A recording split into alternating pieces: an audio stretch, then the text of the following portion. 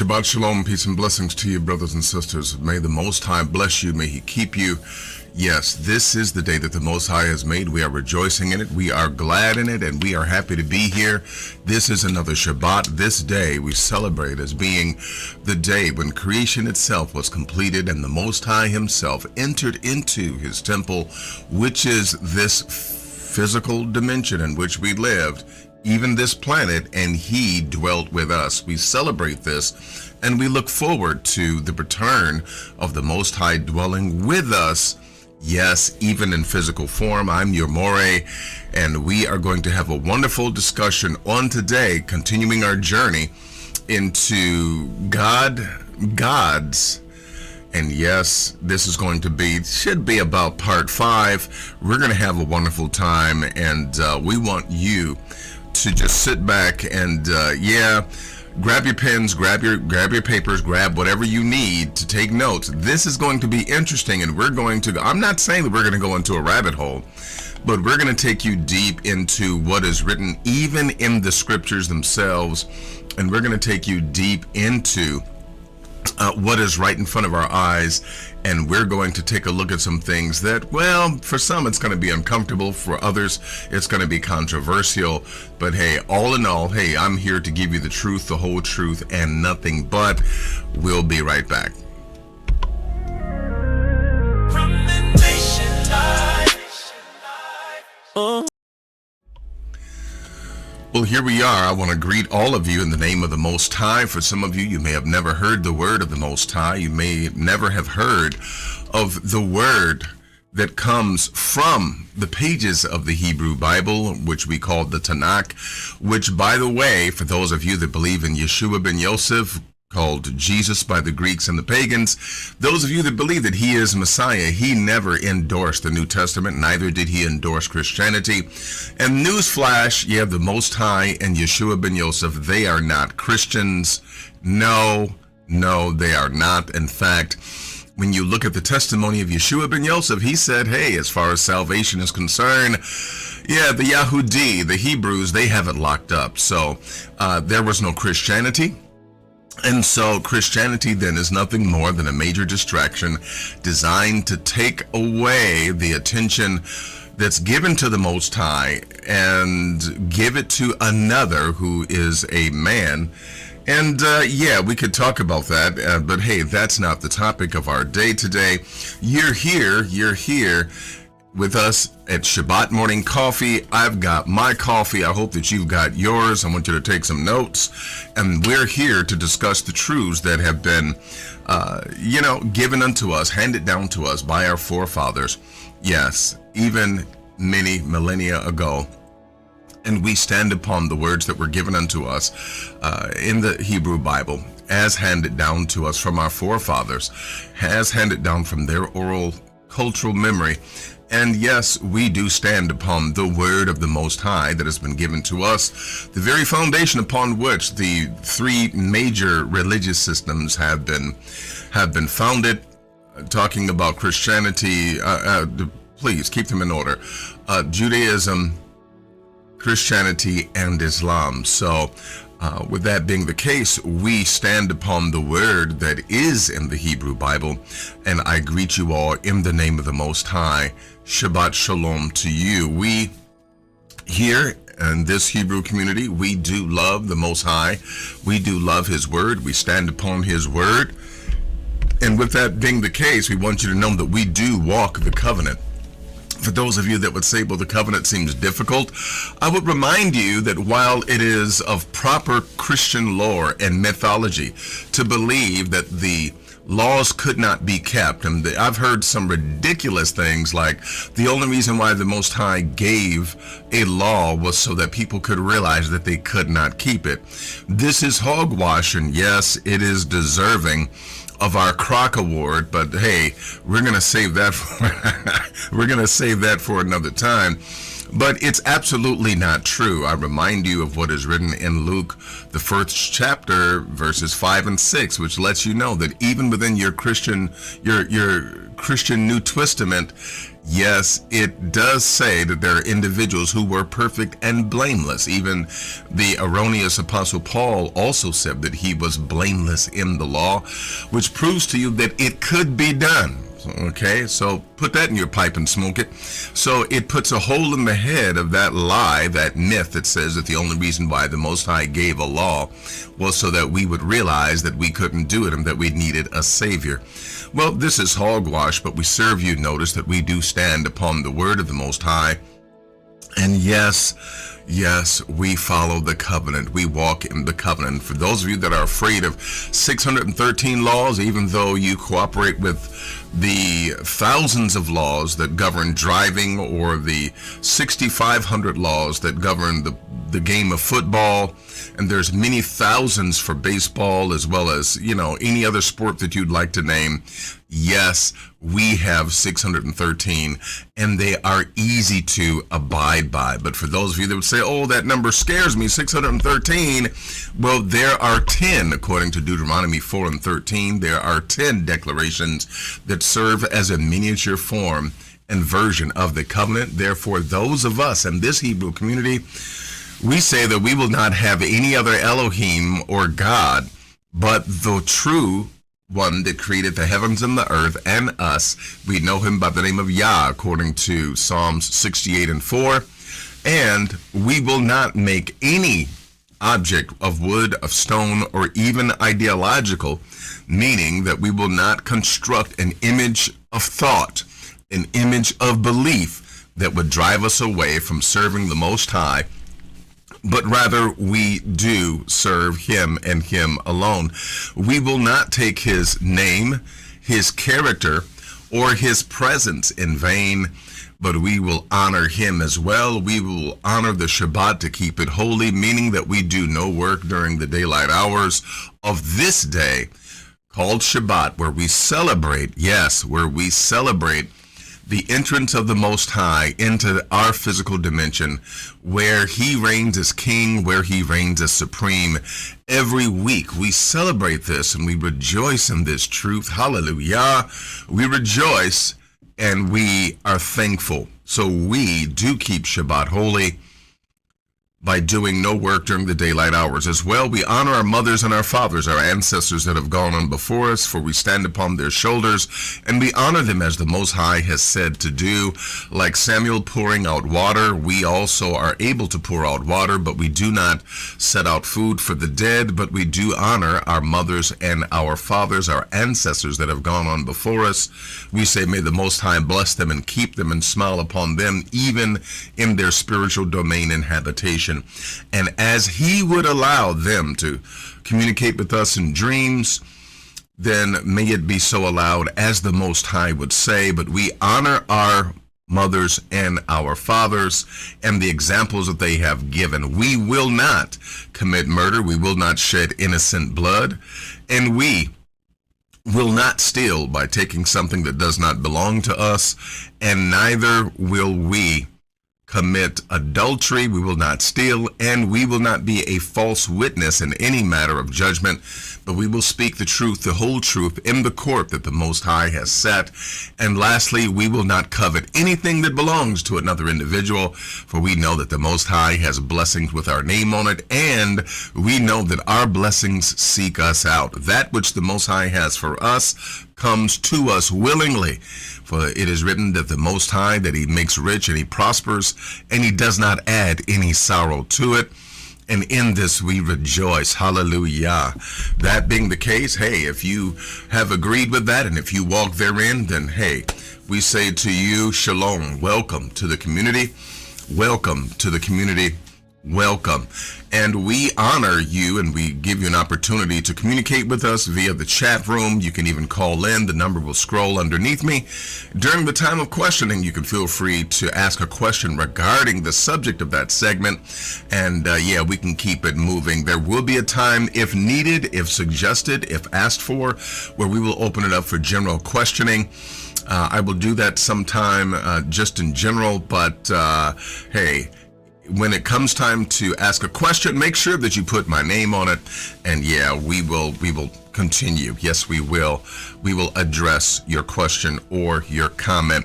Well, as we continue, my brothers and sisters, we're a community that love the word of the Most High, but we also love to pray before him.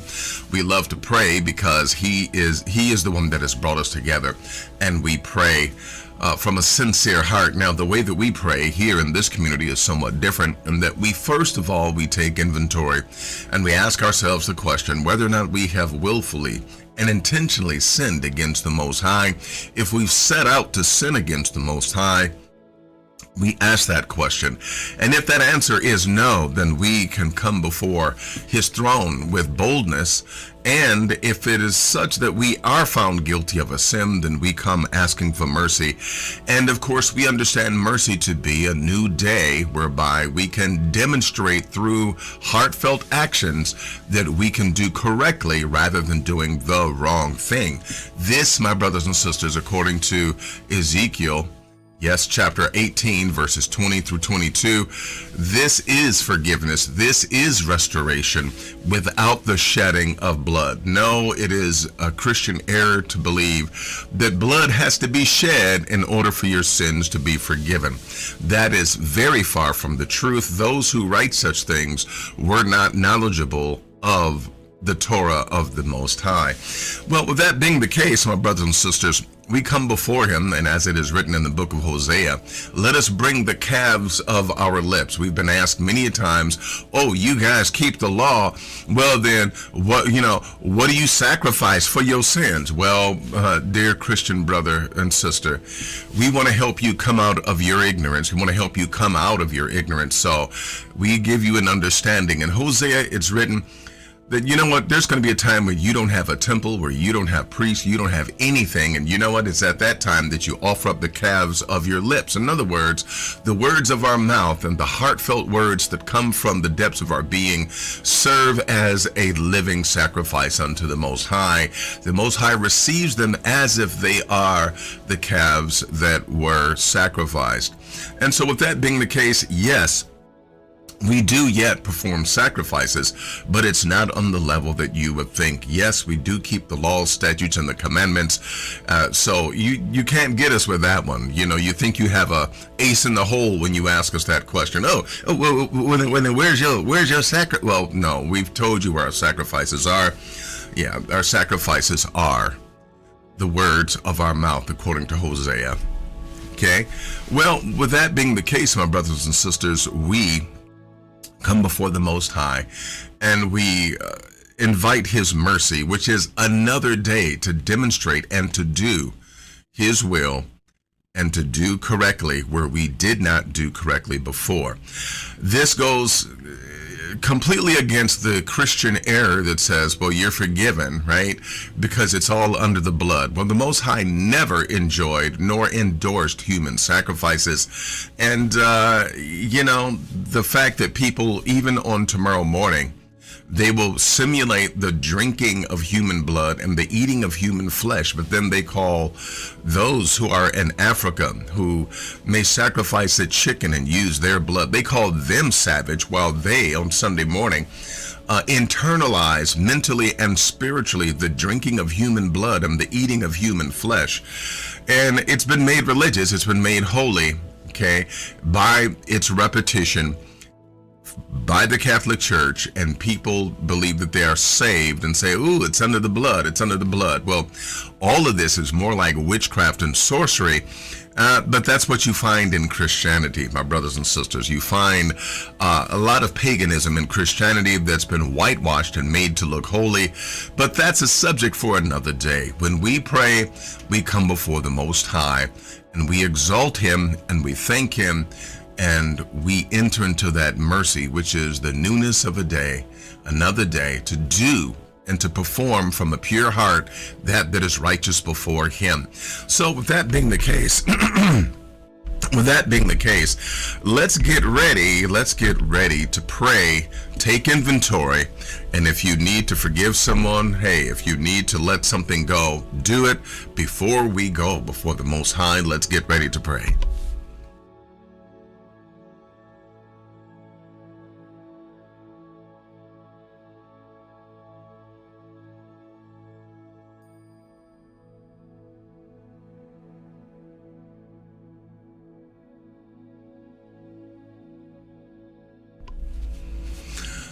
Baruch atah El Elyon, Baruch atah Yahweh, Baruch atah Bekol HaShemayim, Baruch atah Bekol HaAretz, Baruch atah Melech HaOlam, atah Melech HaOlam, Gam Anaknu ha'am shel habrit shelech. Blessed are you, Most High, in heaven. Blessed are you in earth. Blessed are you, Yah. You are the King of the universe, and we come before you. We are your people of your covenant, and we exalt you, Most High. We thank you, and we honor you. We say before you that you are above all. You are the reason why we exist. You're our foundation. You're our Savior. You are everything unto us, and we exalt you, and we give your name the praise. We magnify you, not because we're forced to or we're mandated to. No, we magnify you because of who you are. We magnify you because you are our grace, our salvation. You are he that allows us to dwell in your shadow and to abide in your secret place. You are our refuge, our fortress. You are our Elohim. You are our rear guard. You are that watches our back. You are the shield and buckler before us. You are the weapon of war in our hands. You are the wisdom, the knowledge, and truth that we need to survive even in this trying time. And we exalt you, Most High, for you are most holy, and we thank you. We honor you. We give your name all the praise, the glory, and the honor. We say that you are everything unto us, Most High. You are everything unto us. You are the entirety of our lives. You govern the way that we eat, the way that we dress. You govern how we deal with one another, but in freedom, in truth, and in liberty. You have liberated us. You've given us freedom and truth, and we exalt you, Most High. You've given us the balance of wisdom. You've given us the balance of your word and truth, and we thank you. We honor you, and I lift up every member of this Hebrew community. I give you praise for them. I thank you, Most High. There are those that you have called to be with us, to join with us, and to be with us as a family, and I thank you, my Father, that your word has gone out even into their hearts, and it is those that come by the hundreds and by the thousands. It is those that come to join this Hebrew community so that they may fulfill your will for their lives, and that you may bring them into the manifestation of your kingdom, your truth, your land of righteousness, your place of peace, your place where you can dwell with us as our true Father. And we exalt you, we bless you, and we give you praise. And we know that our families will be blessed. We know that our children will be blessed. The aged will be blessed among us. The elder as well as the little infant will be blessed. And each family unit will be blessed, will be whole, will be solid and secure and prosperous before you. We will prosper in health. We will prosper in our finances. We will prosper in everything that we do. For your covenant is upon us. You've placed your blessings, and you placed your name upon us, your blessings. And we thank you, Most High, that you have blessed us. You've made our individual places to be even like a small version of Goshen, where there's protection. There's protection from that is outside of our doors and outside of the kingdom. We thank you, Most High, that you've given unto us your strength, your word, and we exalt you. Hamal Akim, they are surrounding us. They are protecting us. Hallelujah. And we thank you. We thank you. We thank you. You know our uprising and our setting.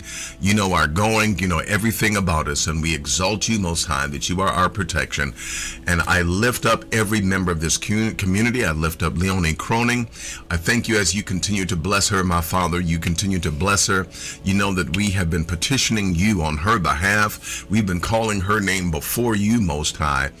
And we thank you, Father, that she is a demonstration of your kingdom and how you revive and how you strengthen and how you make us to have longevity and strength of health and of mind. We thank you, Father, that she is like a young woman. We thank you that she is like a young woman that receives strength, and that she is like a young woman that goes about her day with strength in her limbs. We thank you, Father, for what you are doing. Thank you for reviving her youth, even in her age. May she even be an emblem of your covenant and your kingdom, as well as our brother George Evans. We lift him up before you, and every member of this community, those that we could not even name, too many to name, but we lift them all up before you, Most High, that you keep them, that you preserve them in your name and in your name alone, Yah.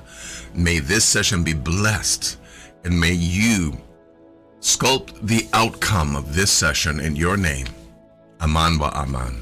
Well, peace and blessings to you, my brothers and sisters. Hey, not only do we love to pray, but we also love to give him praise.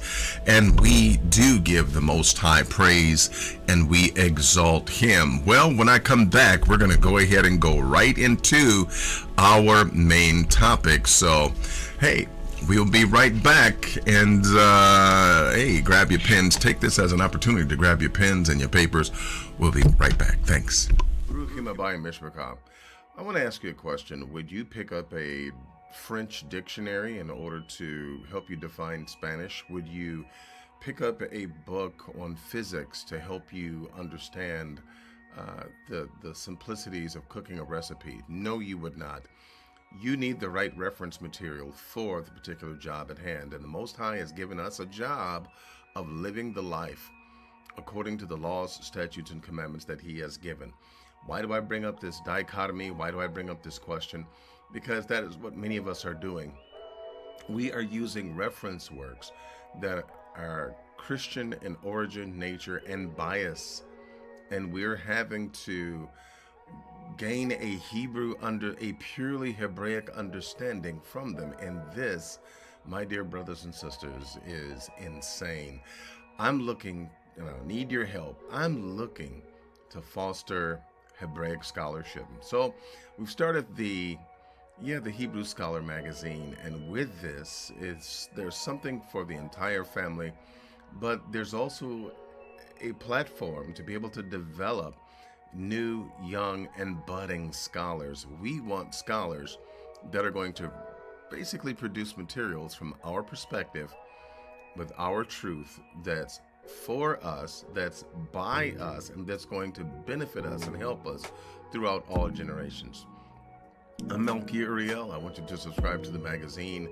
I need you to subscribe to the magazine. We want to reach our first goal of 500 subscribers, and then of course we want to go to 1,000 and move on from there. But bottom line of it is, we need this for the nation, for the community. We need this for Israel. We need our own scholars. And it's time that we began to invest in our own scholarship. So help us out. Go to thehebrewscholar.com. We'll see you there. Shalom.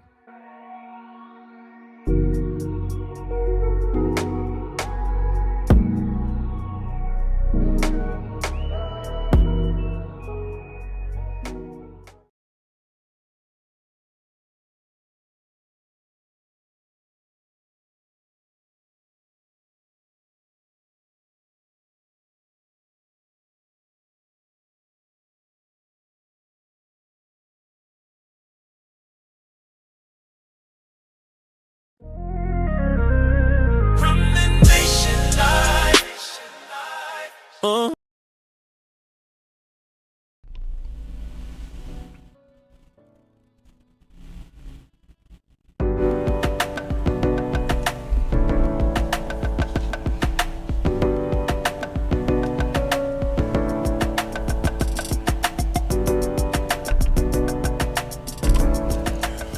Well, just before we get into our main topic, hey, I neglected to give some shout outs. Let me give some shout outs.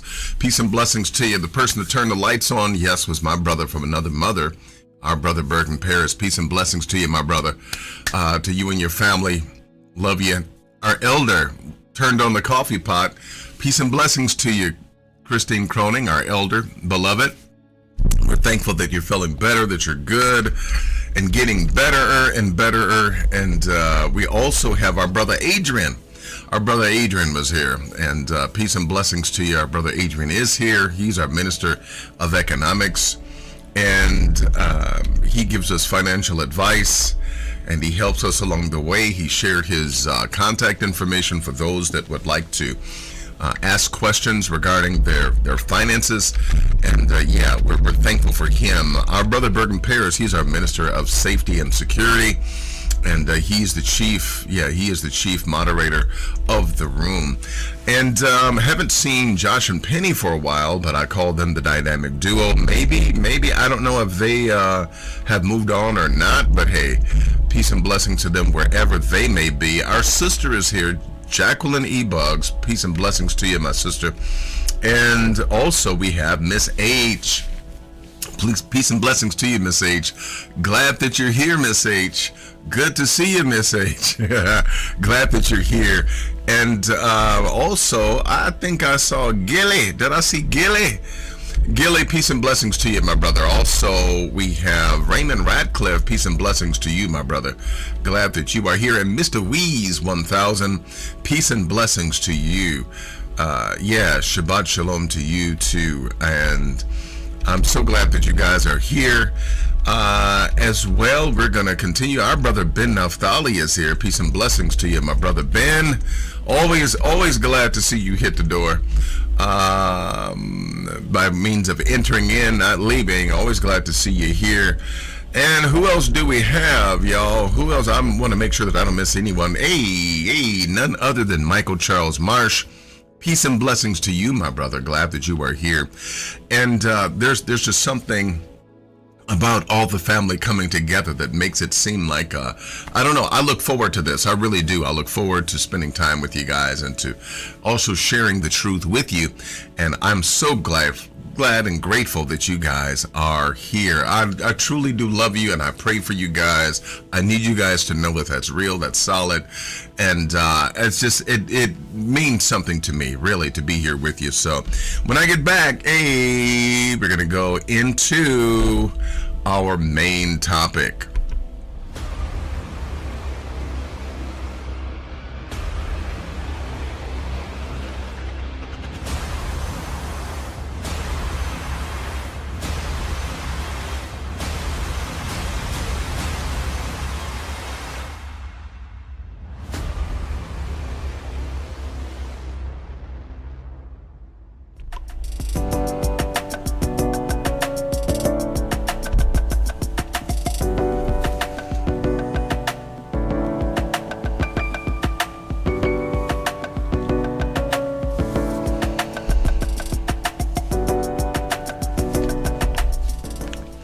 Peace and blessings to you, my brothers and sisters. We have been on this very serious and very interesting journey into how the ancients looked at the Most High and how they looked at the entire spiritual landscape.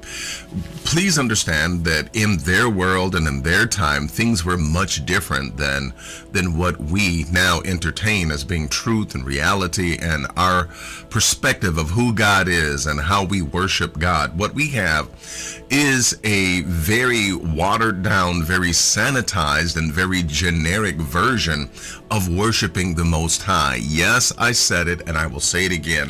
What we have today is a very generic, very whitewashed, very sanitized version of worshiping the Most High. The ways that we worship the Most High has been heavily influenced and heavily laced with certain Christianisms and Eurocentric ideologies. Even Greco-Roman philosophies have been intermixed with what we now embrace as, the Most High and the Word of the Most High and how we worship Him. We are taking a much needed look into how the ancients understood and thought of the Most High. And from what I've uncovered thus far, I've proven that it is far more interesting and it reads far more like a Hollywood epic than it does our modern day system of worship and religiosity. I just serve you notice, I'm not about being religious. I'm not about being anything other than true and spiritual in this journey. This is what we desire. This is what we go for. A level of spirituality that is pleasing to the Most High and not organized religion that has you incarcerated and that demands that you think a certain way. That being the case, it's necessary that you begin to think outside the box, and I'm asking you to come along with me, because think of this. our rendition of who and what the Most High is, what a God is, remember this, in order for God to be God, that being must be above and beyond all that we can think and all that we can understand. This mandates that we think outside the box when it comes to the Most High. And it means that, as we've been talking in midweek about the transcendence and the immanence of the Most High, it means that the Most High cannot be contained in our little man-made concepts of what a God is and who God is. I feel that the best that we can do is look at how the ancients embraced and understood the Most High and take steps toward understanding from their purview, from their ancient way of looking at things, for us to come as close as possible to the way that the ancients thought of the Most High. For the very Bible, the very Hebrew Bible that we entertain, from Bereshit or Genesis all the way through in the Hebrew Bible to the end book of 2nd Chronicles, or what the Christians call the Old Testament, which goes from Genesis to Malachi, understanding as a footnote that the Old Testament is a manipulated version, a Christianized and manipulated version of the Hebrew Bible, and is not to be understood to be the Hebrew Bible, not by any stretch of the imagination. Even though there are many similarities, yes, the Old Testament is not the Hebrew Bible. It is a manipulated version of the Hebrew Bible, but for some, that is the best that they can get. Well, with that being the case, even in the Hebrew Bible, we understand that there are concepts that are written concerning the Most High that we have yet to even mentally attain unto. In other words, we have not even understood, we have not embraced, but we're going through, and we're reaching into what the ancients thought and understood the Most High to be. Well, with that being the case, let's dig in, because there are certain things that are very true. Now, what things might we embrace as being the truth when it comes to the Most High and when it comes to understanding how the ancients themselves looked at the Most High? Well, this is indeed an interesting question, because we've been on this, I don't want to say a rabbit trail, but we've been, like Alice in Wonderland. Hey, we have been going deep into certain concepts that are right in front of our eyes, and that for many of us, our eyes have been wide shut. They've been wide open and shut at the same time, without us being able to see exactly what was right in front of us. Now, what I'm going to do is I'm going to go back, and for those of you that were not here, I'm just going to review. I'm just going to hit a couple of highlights, and then we're going to move forward. Well, we began by going into the scriptures and by going into the word of the Most High and giving you an understanding of what is read even in Deuteronomy 32 verses 8 and 9. This is somewhat foundational, and that when we read it in Deuteronomy 32, 8 and 9, it paints us a picture that reads that when the Most High divided the nations their inheritance, when he separated the sons of Adam, or the children of mankind, he set bounds upon the people according to the number. And this is where it began to be controversial, when it reads the children of Israel, according to the number of the children of Israel. We shared with you in the past that in other versions, in other variants, you have, rather than B'nai Israel, you have B'nai Elohim, introducing to many the concept of there being sons of God, which later were truncated and reduced to being angels, but they are not angels. Angels are just mere messengers. Angels are, for lack of a better word, think of it this way. An angel is like a simple email, okay? But a B'nai Elohim is like an AI agent, if you want me to make that kind of plain. AI agents do things. They have a level of autonomy, but emails are simple emails that deliver messages. That is the difference between an angel and a B'nai Elohim in our modern day understanding. It would be the difference between. I don't know if I need to make any other comparisons. I think that may suffice for right now. But what we call angels today is a, once again, very sanitized, very general version of what the B'nai Elohim are. This particular passage of scripture in Deuteronomy 32:8 introduces to us where the B'nai Elohim were employed to actually rule mankind in a geographical setting, which is going to bring us all the way back to Genesis 11, when the Most High confounded the languages of the people. And of course, those of you that know that is found in Genesis 11, where it reads that the whole earth was of one language and of one speech, which, by the way, let me just simply say this by means of inference. This is why media and language is of great importance, which is why the Most High says in Zephaniah chapter 3 verse 9 that he is going to actually restore language so that we can get on the proper foundation, if you will, to be able to worship and be able to call him by his name correctly, so that we can be of one speech. In the end times, the Most High is going to restore speech in the Messianic age, but that's another lesson to come. But in a time where the earth was of one language and of one speech, okay, from the ancient lands of the east, notice one of the first places that's mentioned is the land of Shinar, or the land of Shinar. The land of Shinar, being one of the most ancient places, puts us automatically on ancient territory, and it puts us not here in the Americas. I know there's controversy that says, the Americas was the true Egypt, or the Americas were. It is true that in the Grand Canyon you have basically almost like an ancient Hebrew, the remnants of an ancient Hebrew community. Very true. No one can deny that.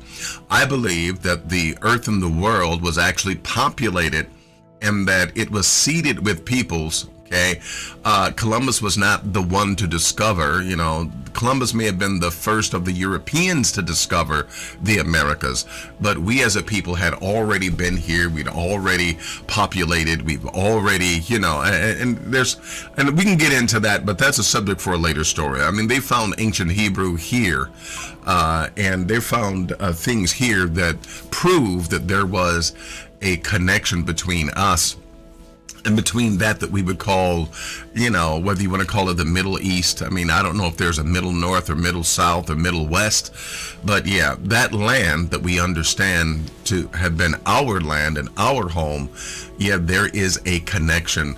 I'm talking about from the interior of Africa, all from the north of Africa to the south of Africa. I'm talking about all of these lands new and were within their entirety connected to this place that we live called the Americas. And there is evidence of that. There's proof of that. There's archaeological evidence that would show that that's true. But again, that's a subject for another time. Let's stick with this. Shinar places us in very ancient territory. And we notice here that the whole world was of one language and one speech. And Shinar, which automatically, again, puts us in territory that's very ancient, but we see here that it was here that the Most High came down, and the Most High, speaking to the B'nai Elohim, said, let's go down and confound their language. And we find the outcome and the aftermath of this, by way of review, we find that the aftermath of this is in Genesis 10, where we now find the Table of Nations. Genesis 10 is the aftermath of what happened in Genesis 11. Okay? I will say it again. Genesis 10 is the aftermath of what happened in Genesis 11. Genesis 11 gives you a detailed explanation of how people were divided in their lands, okay? And how they were divided in their territories, but it also does something else. It lays the framework for how, as individuals that were separated by the Most High into different people groups, it's also shown that they were given, according to Deuteronomy 32, 8 and 9, that they were given one of the B'nai Elohim to oversee and to rule, okay, and to basically watch over them, okay. Looking at this reads, Deuteronomy 32, 8 and 9, that when the Most High divided the nations, Genesis 11, when he separated the sons of Adam and gave us the table of nations in Genesis 25, that he set bounds upon the people. He set land boundaries upon the people, and therefore also land boundaries for the B'nai Elohim, okay, according to the more ancient writing is the children of the Most High, or the B'nai Elohim, instead of the children of Israel. We shared with you before that at the time of Genesis 11 and at the time of Genesis 10, there was no Israel. There was no Israel to be named. Israel had not been, quote unquote, I don't want to say invented yet, but Israel was not yet. Abraham wasn't there yet. The 12 sons of Israel were not there yet. The 12 tribes weren't there yet. So Genesis 10 and Genesis 11 stands to be far more probable a depiction of how the nations were divided and given to the 70 sons of the B'nai Elohim rather than the children of Israel. Okay? Notice what it reads in Deuteronomy 32 and 9. For Yah's portion is his people, and Yaakov is the lot of his inheritance. Now, the controversial point of this is that many say, well, okay, so here it looks like Yah or Yahweh, verse 9, looking at it in the Hebrew, to prove to you that we're talking about Yahweh. Notice what it reads here in verse number 9. Ki, or because, Chelech Ya'ol. This is the Tetragrammaton right here, okay? Am-o, his people, Yaakov, Chavel Nacheleto. So in taking a look at this, we cannot deny that this is the name of the Most High, or Yah right here, okay? And in taking a look and even going hold on, did I go? I'll tell you what, let me do this. Even going forward, we were in Deuteronomy 32, 8 and 9, there we go. Going back into the Hebrew, verse number 8, okay? We're talking about Elyon. So later on, we find that Elyon is paired together with Yah, and they somehow are fused together. Okay, some say, well, Yah inherited the rulership from the Most High. Some say, well, no, Yah has always been the Most High.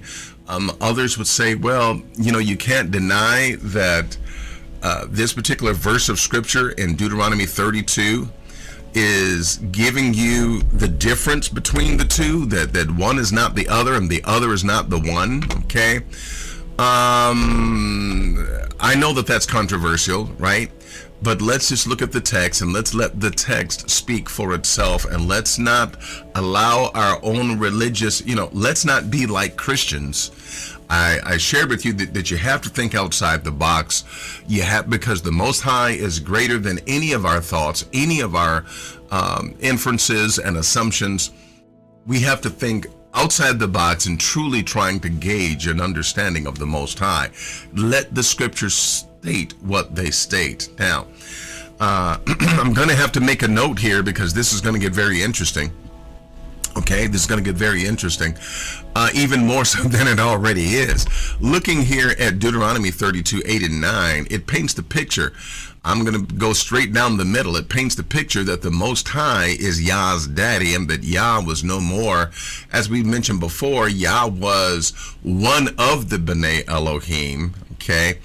And this is why you get into scriptures like this that say, well, the Most High is dividing nations, right? He's dividing nations, and he's giving them their inheritance, right? And then it reads here for Yah's portion. So in other words, wait a minute. So Yah did get a portion, okay? There's Elyon doing the dividing, and here Yah gets a portion. So it paints the picture that the Most High, Elyon, is dividing unto Yah, okay, what his portion is. But now, where this becomes even more controversial is that we find where Yah actually is said to inherit all of the lands and all of the people, okay? And if we were to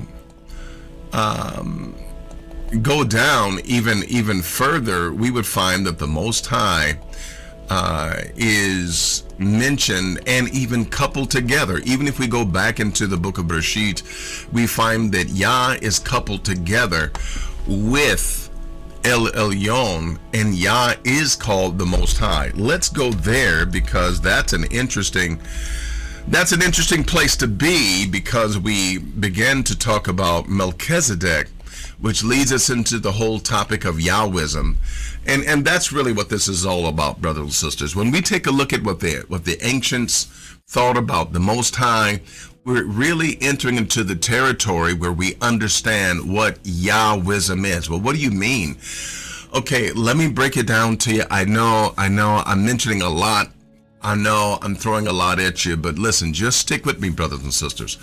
The whole concept of the fact that you find a Melchizedek, which is what we're about to read about, and how he tied together Abram and the Most High and Yah all together in one nice, neat package.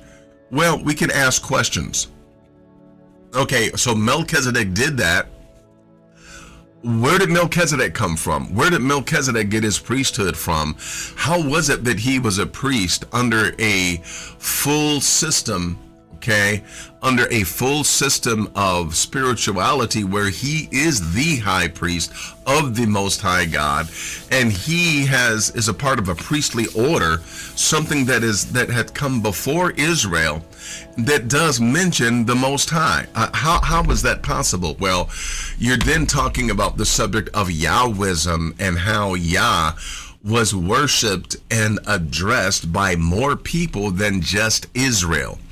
That is the significance of the discussion of Yahwism that will lead us back into Canaan, and that will lead us back into other territories, and that will find us once again taking a look at Melchizedek and others as they have a relationship with the Most High. So in other words, brothers and sisters, worshiping Yah and worshiping the Most High, and what the ancients thought about Yah and the Most High, is far beyond what you and I have been allowed to believe, what we've been exposed to.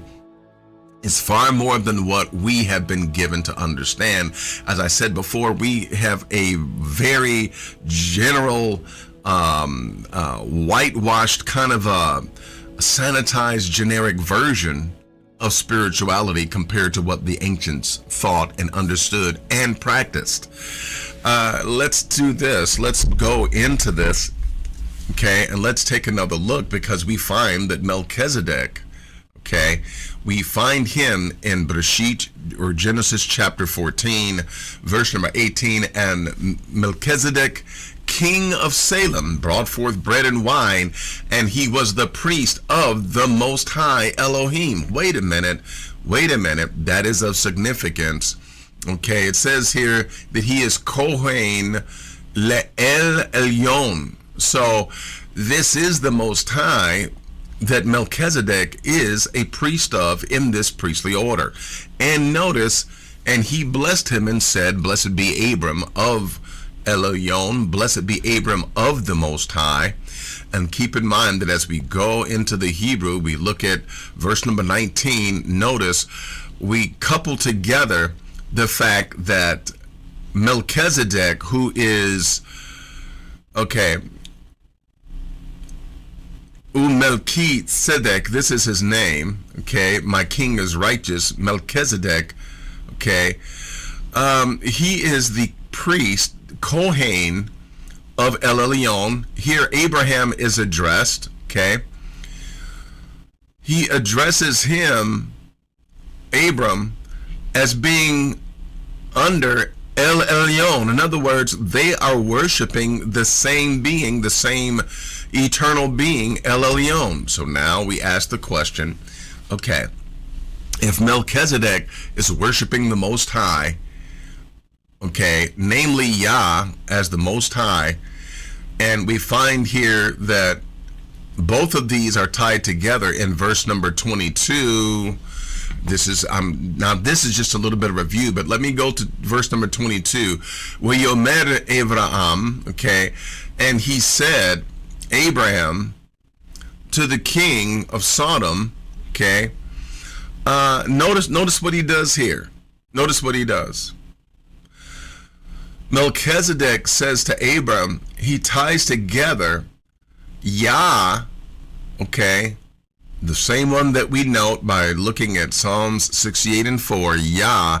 He couples together Yah with El Elyon, and they are tied together, and we then get an understanding that either Yah is Elyon or that they are together, okay, in a kind of a unity where one can be addressed by addressing the other.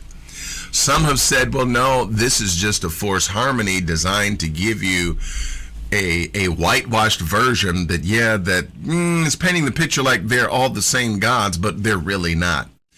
Well, here's the interesting thing, brothers and sisters. If we go back to Deuteronomy 32, 8 and 9, now let's just ask the question, how would Yah be able to divide unto himself a people, but then divide other peoples to other sons?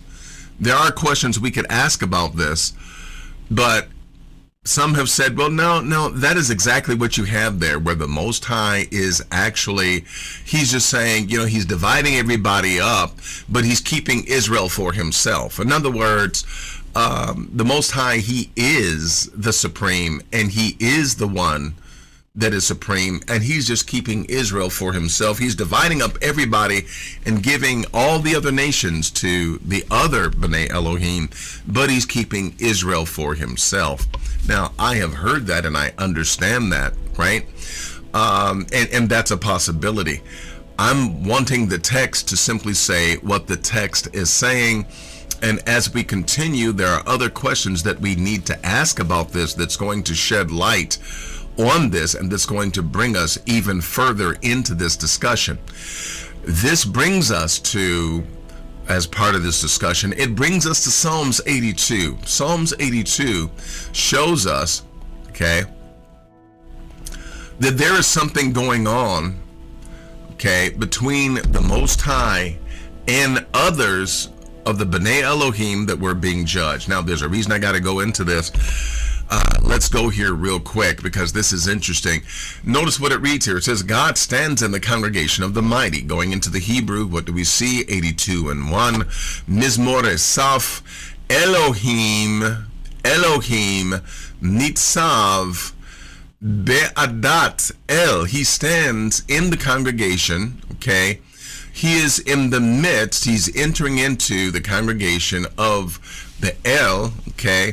Bekorev Elohim, literally in the middle of like a huddle or in the middle of a group of other divine beings. And he is there to judge.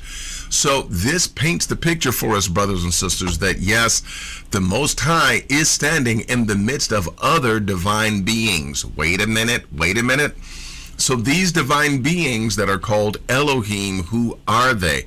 Well, if we take a look at this and we dig further, okay, it's going to become even more plain to us, right? And we'll get back to Melchizedek later, and we'll get back, but we're asking the question, how could there be as a completely different spiritual system where you have a priesthood, and Abraham, while being recognized by a member of that priesthood, a king and priest, by the way, while being recognized by him, is also adjoined and affixed to the worship of that deity called Elyon, that now we find is connected to Yah and is said to be even the same person as we look at Bereshit chapter 14 and verse number 22.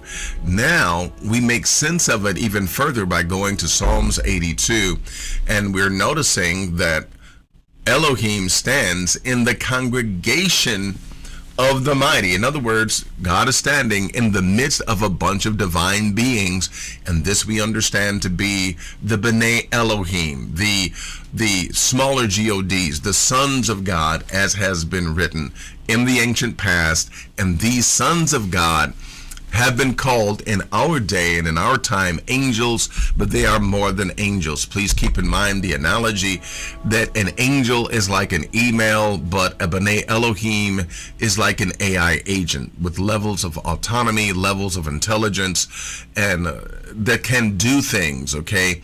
Emails simply relay messages. That's what angels are. They are relayers of messages, okay? But the B'nai Elohim actually do things, and there is a picture of that we gather from the scriptures themselves. They actually do things, okay? That's not the topic. We're going to go ahead, because here we're talking about the gods being the B'nai Elohim. And notice what it reads here concerning them. How long will you judge unjustly? Okay, so here the Most High stands to judge them, and they are being judged, and these are the decrees right here in Psalms 82. Okay, and notice what we read here in verse number 6. I have said ye are gods. Many have quoted this to elevate humanity into a sense of divine essence, but let's just continue. It says, I have said ye are gods. And yes, it does fit for humans. It also fits for other imagers. It fits for the B'nai Elohim. But notice what it reads. And all of you are children of the Most High. Now, wait a minute. Stop. Let's go into the Hebrew. Look at verse number 6. Ani omerte. I have said, okay. Aleihim, I have said unto you all, that you, masculine plural in Hebrew, atem, you all, ubnei elyon, you are all sons, not of Yah, not of Elohim, but you all are sons of Elyon. Elyon is the same deific being that we saw in Deuteronomy 32 and 8 that divides the nations unto the B'nai Elohim. Okay, so we have that as a correlation. Make sure that you write that down in your notes. Well, as we continue, he said, you know what?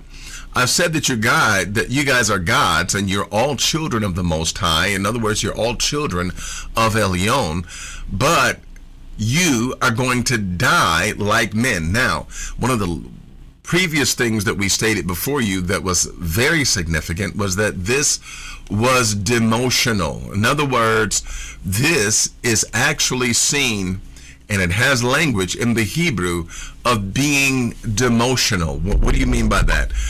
Meaning that they were demoted, that somehow, some way, they were demoted, and rather than being kept as the B'nai Elohim, they were demoted, okay, and they were sentenced to die like men. Now, this was an amazing find for myself in looking at it in the Hebrew.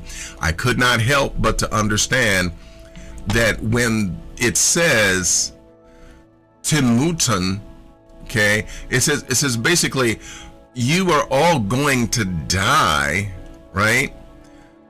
You're going to die like the princes, okay? And basically, you're going to fall. You're going to fall. Oh, you can't see the Hebrew, okay? You can't see the Hebrew, but now you can. It says, you know what? You are going to die, okay? You're definitely going to die, and you're going to die like you are one of the princes, okay? With that being stated, mainly here, ki adam, it says that you're going to die like a man. You're going to die like mankind, which was very significant. This means that they weren't mankind, because it says that like mankind, you are going to die, okay? And it says basically, you know what, like one of the princes that used to be noble and one of the princes that used to be respected, you're going to kick the bucket. Okay, you're going to die just like an ordinary human being. This is demotional language that shows that divine beings can be demoted. It's amazing to me, right? Remember, what the ancients thought and what the ancients believed and what the ancients knew about divine beings is far different than what we have been allowed to think and believe in our sanitized version. The world of spirituality is far more vast and far more interesting than the sanitized generic version that we've been allowed to embrace. But here, once again, with our eyes wide shut, we've read Psalms 82 many times, and now we see in Psalms 82 and Deuteronomy 32, 8 and 9, we then see what was hidden in front of us, and now we're able to see more. So in taking a look at it then, brothers and sisters, it would seem as if you take a look at it, and while we might say of other religious systems and spiritual systems, they have a pantheon of gods. Well, let me ask the question, according to Deuteronomy 32, 8 and 9, is it possible that the ancients also understood that there was a different pantheon that may have included Yahweh, and that Yah was actually elevated to being the supreme, the one, the eternal one, the so forth and so on, the most high? Is it possible that is an inherited position? Okay, now there's many questions. Listen, I even have questions about this, because as I take a look at the Hebrew, I'm seeing things and I'm uncovering things that's like, whoa, I didn't know that was there before. But again, these things also bring up questions for me to ask, right? I never assume or even want you to assume or think that I know absolutely everything, because I don't. A lot of this stuff, we are discovering and uncovering together, but I'm going to show you the whole truth and nothing but the truth as it is revealed by the word. And so I'm looking in the Hebrew, and we are uncovering many different things. Now, we can choose to believe what we need to believe in order to remain spiritually safe and mentally safe. If you find that anything that I've said and that I'm saying is detrimental to your psycho-spiritual health, then yeah, I understand. You may want to be like, you know what, Maury, you cool with me, but that statement, I'm going to have to put that in quarantine. I mean, I get it. I understand, because a lot of this is different than the concepts that we have been brought up with, but I'm here to give you what the word says. I'm here to give you what the Tanakh says. And I believe that as we uncover this truth, I believe that we will draw closer to the Most High rather than being estranged from him. Now, one of the things I'm going to share with you, brothers and sisters, is that many of these divine beings that we read of, even in the Tanakh, there is a history to them, much like we see with Melchizedek, Elyon, Yah. Many of them have a history that goes beyond what we've been allowed to think of and what we've been not allowed to even be introduced to. It's considered to be out of the box. It's considered to be different. No, you don't want to think that way. My brothers and sisters, please keep in mind, we are looking at what the Tanakh says, we're uncovering what the Tanakh says, and we're allowing it to speak for itself, okay? What is most important, as I continue this, what is most important is that we love the Most High, we keep his laws and his statutes. This history of how we've gotten to this point, it is interesting, it is history, and I believe that it will help our walk and our understanding of who the Most High is and how to please him. But yet at the same time, we already have a solid foundation. We already are on solid ground by keeping the laws, statutes, and the commandments of the Most High. This is just an understanding of what the ancients thought about the Most High, what they believed, and how they obeyed the laws, statutes, and the commandments based upon their understanding of who the Most High was. That is the significance of this, okay? It's designed to give you a picture of what the ancients thought, who the ancients thought the Most High were, and how they obeyed the Most High with an understanding of who he was from an ancient perspective. That's what we're doing, that's where we're going, and that's why this is necessary. So that's why we're turning and uncovering stones and giving you a deeper look at what the Most High is and who he is. Now, here is an example. I'm going to give you an example of what I'm talking about, how these deities, how these, even in the Hebrew Bible, how they have a history. Yes, the very ones that we look upon in the scriptures have a history. I'm talking about the divine beings, all have a history, and this I'm going to share with you. This is an example of the history that they have.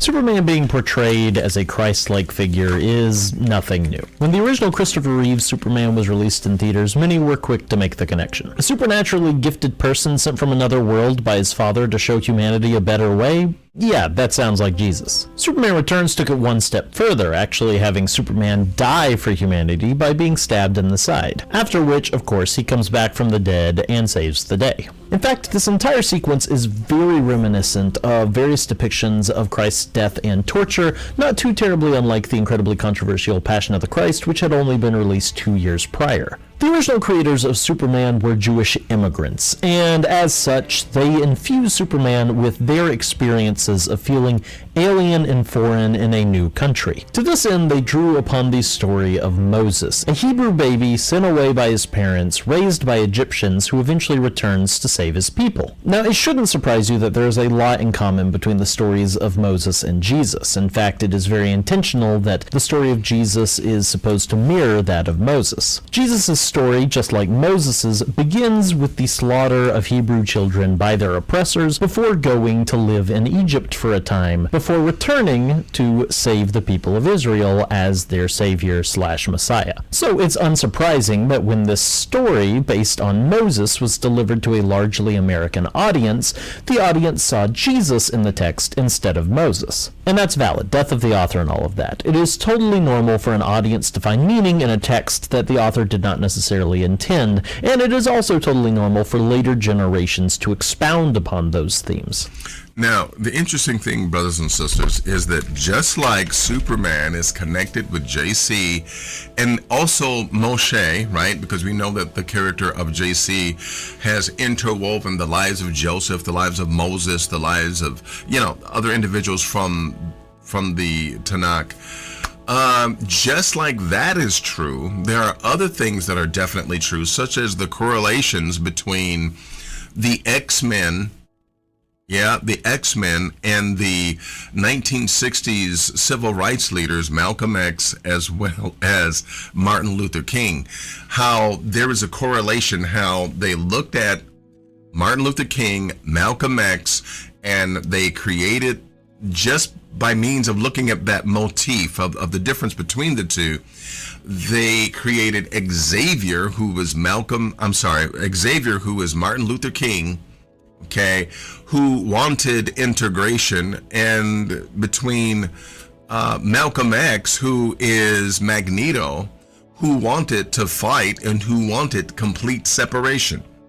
Well, this being true, the X-Men then was said to be depicted. It is a depiction. It is a re-representation of the motif of Martin Luther King and Malcolm X told in cartoon form. But wait a minute, there's also more. Again, these deities have history when it comes to the Tanakh, and guess what?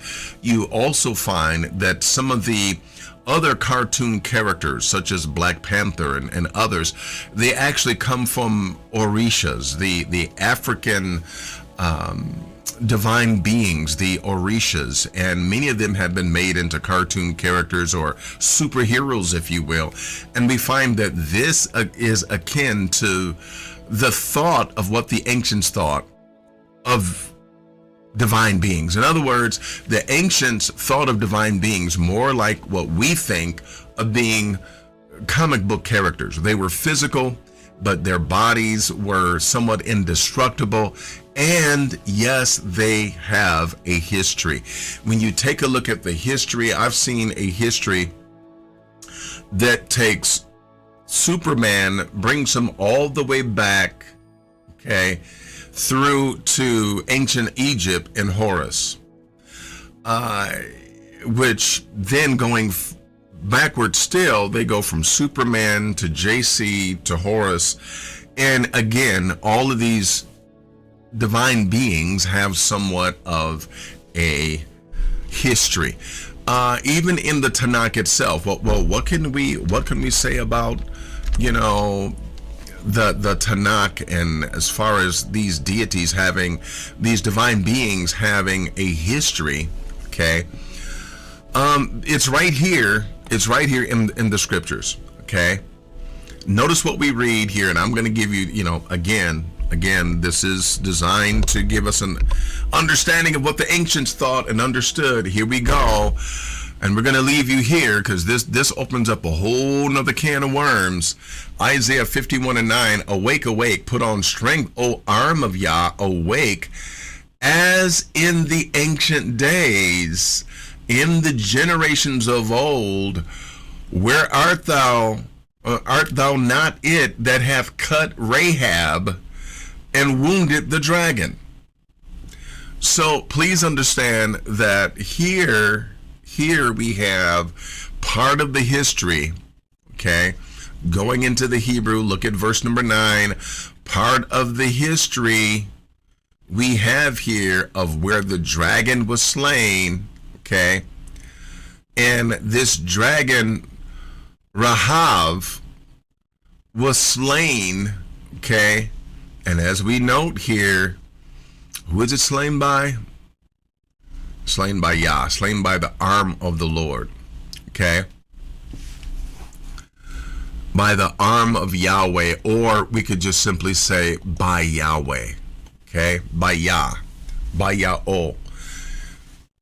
And this, my brothers and sisters, once again, is a deeper part of Yahwism, where even Yah has a deeper history than what we have been allowed to embrace and what we have been allowed to understand.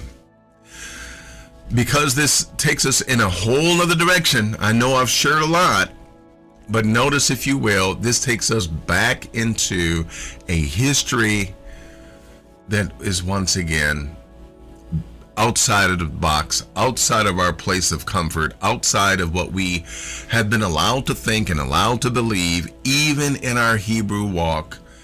Many of these things had been hidden from us, but here they are, written in the text, right in front of us, but yet and still hidden all the while. I'm Melky Uriel. We're going to end it right here. We're going to dive back in and go even deeper, okay, as we talk about the history of the B'nai Elohim and the history of the Most High that is in scriptures, that is right in front of us, but yet and still hidden from us. My brothers and sisters, be right back.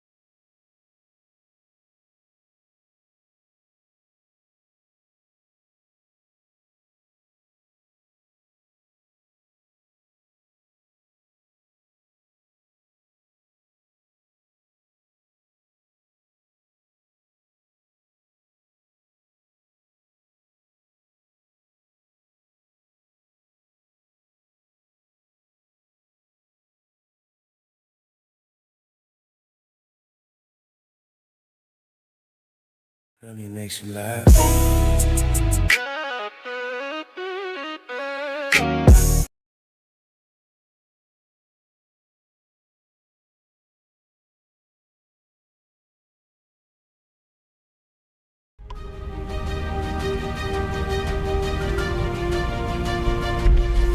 Now is the time you can ask your questions. Ask your questions. The call-in line is open, and I will now check and see what you all are saying here.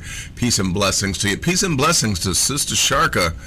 Hey, glad to have you with us, and we're now opening it up for questions and comments related to this last segment. Yes. And let's see what your comments are. Address your questions to me, please.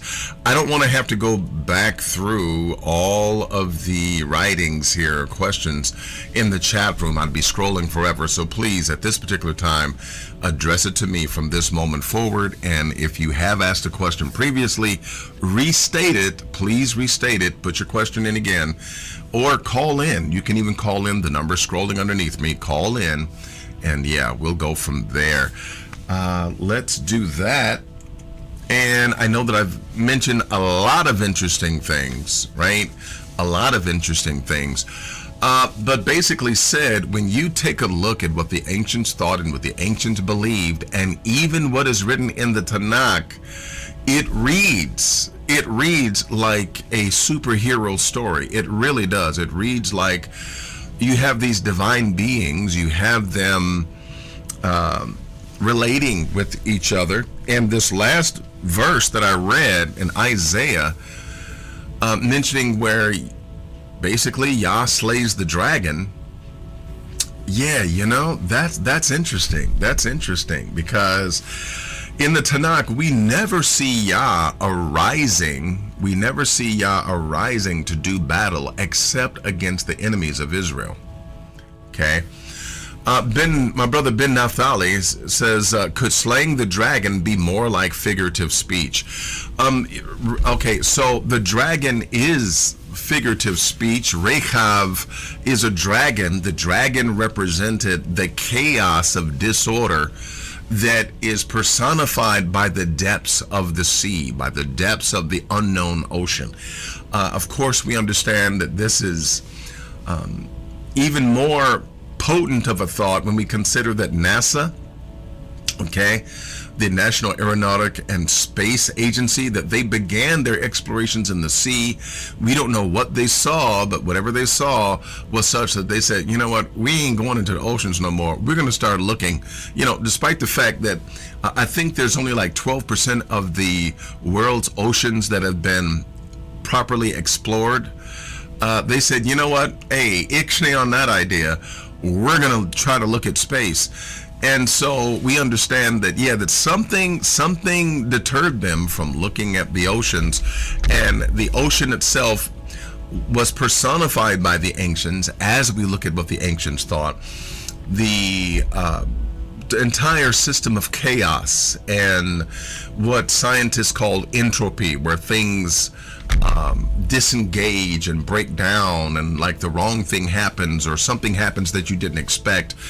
That they call chaos, that they call entropy, was personified by the dragon. And so the ancients looked at the dragon as being this system of chaos, this system of that which cannot be controlled, and the entire system of, you know, the Most High slaying the dragon Rahab. It really is alluded to in Genesis chapter 1, verses 1 and 2. It really is alluded to that, okay, where the Most High is, his spirit is hovering, or Merechavet, the spirit of the Most High in his throne is like hovering over the face of the deep. The ancients would put that as the Most High coming to the face of Rahab and getting ready to battle with Rahab, as the Most High gives you order and purpose to that didn't have order and purpose, which is the opposite of chaos. So yeah, it is definitely figurative speech, okay? But while it is figurative speech, I must be honest and say that it did not stop the ancients from personifying that, that idea, and personifying that, much like those of ancient Kemet personified what the dew was, or what sunlight was, or what the ability to use forsaken objects or trashed objects like the dung beetle. I mean, they did personify that, and they made deific characters of that, okay? So that is something of interest. Well, yes, you're right, it is symbolic, but yet and still the ancients did also personify even symbolic things. Christine Croning asked the question, so the fact that the sons of Yah disobey the Most High Yah by mingling with the people they were to oversee, they were demoted to being like human beings. Okay, in a word, okay, I have to split hairs here, because if you take a look at the book of Enoch, the book Enoch shares exactly that scenario, exactly that motif, and says that the Most High said, you know what, okay, first of all, your days are going to be 120 years, and then after that, your spirits are going to roam the earth, and basically those are the quote-unquote demons, if you will, that are around, okay? It said that those are the ancient souls and spirits of those who were of the fallen. In other words, the children of the Nephilim, or the children of the fallen ones. So it does paint that picture, that because they did commingle with women and make wives of women, they knew that it was a sin. They tried to get Enoch to write some sort of apology, to write some sort of a, something that would bring them back into the grace and favor of the Most High. But the Most High said, don't even try it. They are done. And the rest, of course, is quote-unquote history. It is written that underneath the original Euphrates, not the modern rendition of Euphrates, but underneath the ancient Euphrates, nearing present day Ethiopia, that underneath the Euphrates, or in the Euphrates, this is where these spirits are bound and chained. But those spirits are bound and chained, which would be my point, where the spirits of the Nephilim are not walking around, according to the Tanakh. Thank you for that question. Thank you for that question.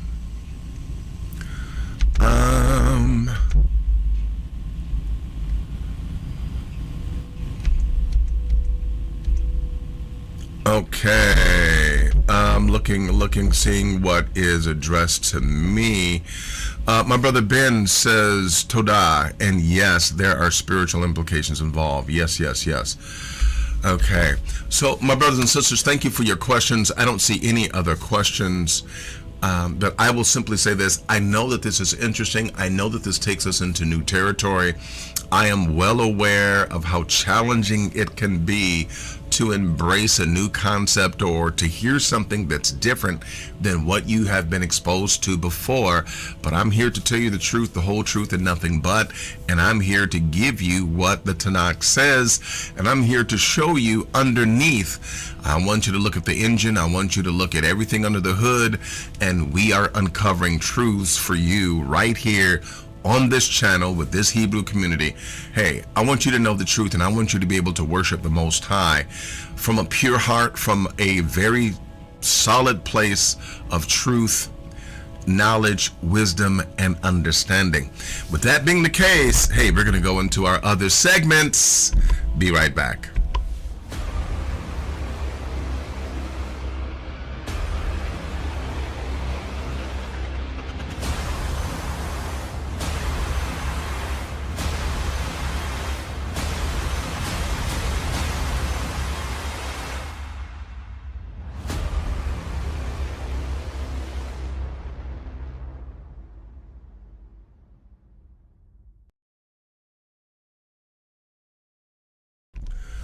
Okay, we were going to go into another segment, but our sister Sharka has a question. Peace and blessings to you, my sister. I honor you. Thank you for your question. I'm overjoyed to be able to address your question. Okay, so she asked the question. She says, dear elder, I thought angels were not able to procreate. Well, now here is the thing. Here's the thing. Excuse me for laughing, but okay, let me, because a funny thought did pop into my head, but anyway, I'm going to go ahead and share this with you.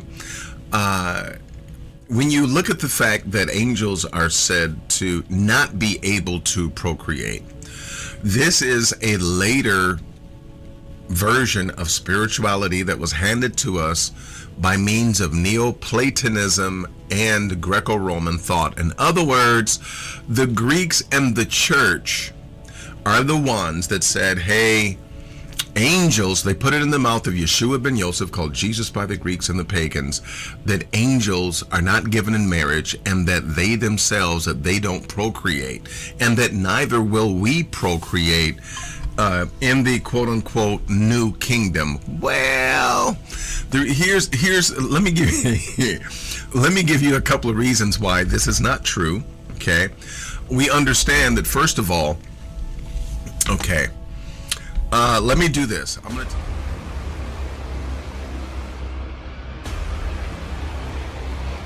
taking you to Genesis. Sorry about that. I'm going to take you to Genesis chapter 6. And as I take you to Genesis chapter 6, I want you to see something here. Notice what it reads. It says, and it came to pass that when men began to multiply upon the face of the earth, the daughters were born unto them. Now, what you don't see in parentheses is good-looking daughters, okay? Good-looking daughters with Coke bottle shapes were born unto men. And that the B'nai Elohim saw the daughters of men. Now, in the Hebrew, please understand that in verse number 2, V'yirei B'nai Ha-Elohim. Here it says, and basically they were seen by the sons of God, the same ones that we're talking about, the B'nai Elohim, okay, saw the daughters of men that they were fair, and they took them wives of all that they chose. Now, when it reads that they took them wives, this is a nice way of saying that they got very physical. Okay, they got very physical, okay, to the point to where the Most High says, you know what, y'all done had children with these things. So look at it here. It says that they took wives of all them that they chose, and Yah said, my spirit shall not always strive with men, but they are flesh, yet his days shall be 120 years. This actually is the pronouncement, okay, not upon humanity that mankind has created, but to those that were truncated and made to be like men. Notice what we read in the scriptures that says, and you shall die like men. Okay, meaning that they were not men at first, but they were truncated and made to be like human beings. And here the Most High says in verse 3 that your days are going to be 120 years. The book of Enoch takes this up and says, not only that, but when you die, it is your spirit that's going to roam the earth. That's why they put in the mouth of Yeshua ben Yosef that, yeah, that they will wander in desert places. Okay, when these evil spirits are cast out of a man, that is the inference. That is the inference that they were sent to wander. Okay, looking here at verse number 3, they had flesh, and so they were able to abide for 120 years. And then it says that there were giants in those days, and basically they had babies, right? So wait a minute, the B'nai Elohim were able. Okay, you'll find that they are able, the spiritual beings that we call the B'nai Elohim, they are able to present themselves in physical form. And here it gets even more controversial, because while Catholicism and the church does not allow you to embrace God with a physical form, the Hebrews understood, our ancients understood, the Most High, wait for it, to be fully formed, and that we are, as human beings, we are fully formed according to the nature and physical form of the Most High. That is what is being communicated, okay, in the scriptures when it comes to man being created in image, but more so in likeness. The image more so relates to shadow, but the likeness is the part that really drives it home. And looking then at it, we find that yes, men could interact with these spirit beings that manifest in physical form. Listen, them not being born of a woman simply mean that they didn't have a belly button, but they did have a physical form. Okay, now wait a minute. Out of the mouth of two or three witnesses, let every word be established. What do we see as being understood as being the coming of the messianic age? What do we see as being very vital and very important of that? And knowing that we are in the messianic age and that the kingdom has come and that we are living, the way that the Most High wants us to live, we're going to live seemingly like forever, right? Notice what is read here in Isaiah 65. Okay, there shall be no more thence an infant of days, nor an old man that has not fulfilled his days, for the child. Now, this is the spiritual age when the kingdom comes, and when, for what all practical purposes, for what Christianity told us was heaven, and what Christianity told us was the kingdom and heaven, this is the description of that in the Tanakh, that it says that, a child shall die at 100 years old. Let that sink in. But the sinner being 100 years old, meaning that there's going to be a difference in the aging process for those who are the righteous and those who are sinners. Okay, but a sinner being 100 years old shall be considered accursed if they die at 100 years of age. Please keep in mind that in the kingdom you will have infants, which means that in the kingdom you will have physical activity between mama and daddy. All praises to the Most High that that's not going to stop. And you will have physical opportunities in the kingdom, and you will have the ability to bear children. And those children, a baby will be an infant even at 100 years old. So once again, this is different. What the ancestors knew about the Most High and about his intentions for the kingdom is far different than what Christianity has allowed us to believe and what Christianity has programmed us to understand about the Most High. Angelic beings, okay, again, we can call them angelic, but they are the B'nai Elohim. They are able to interact with us physically. Yeah, and since they look human, you wouldn't even know that you're dealing with one of the B'nai Elohim. Okay. That being the case, it's interesting to say the least when you look at the scriptures. But it's right there, a child being 100 years old. If a child dies, hey, that child being 100 years old, and yes, there will be death also in the kingdom, but a child that dies 100 years old, yeah, that child definitely has long life, right? Definitely has long life. So again, the spirit world is far different than what Christianity has allowed us to think and believe. It has been whitewashed and made different, but I'm here to give you the truth and whole truth. So help me, Yah. And with that being the case, let me go back and see what questions you may have.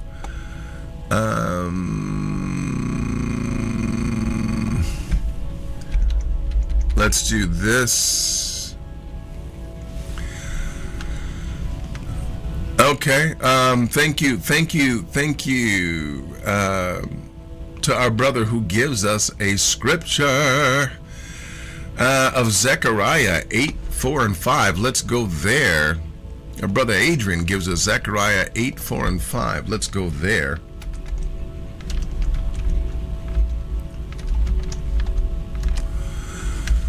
Okay, let me highlight this for you so that you can follow me. And notice what it reads here. Thus says Yah Sabaoth, there shall yet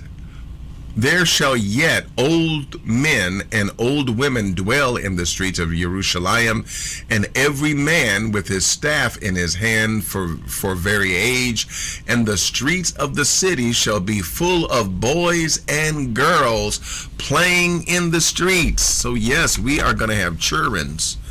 We're going to have childrens in that marvelous, glorious day. When notice what it says, when Yah says, I am returned unto Zion. In other words, I am dwelling with mankind as it was in the beginning when I was walking in the garden. I am now dwelling with mankind. And yes, Jerusalem shall be called the city of truth, and the mountain of Yah Sabaoth shall be called the holy mountain. And yes, he says, there's going to be children playing in the streets. Why? Because the Most High, and by the way, this is a side note, even for you Christians, okay, the Most High has never, ever, at any point in time, circumvented or changed the way that men are to enter into the earth. It's the old-fashioned way of being born by a man coming together with a woman conceiving, and a child being born. Notice that when it came to Abraham, there was no immaculate conception. There was no being born of a virgin. When it came to Isaac, when it came to every woman that was barren in the scriptures, Hannah had Samuel. Notice it happened by the regular means. And so this is how the Most High moves when it comes to children's. Hey, men will be getting together with their wives, men will be getting together with women, and guess what?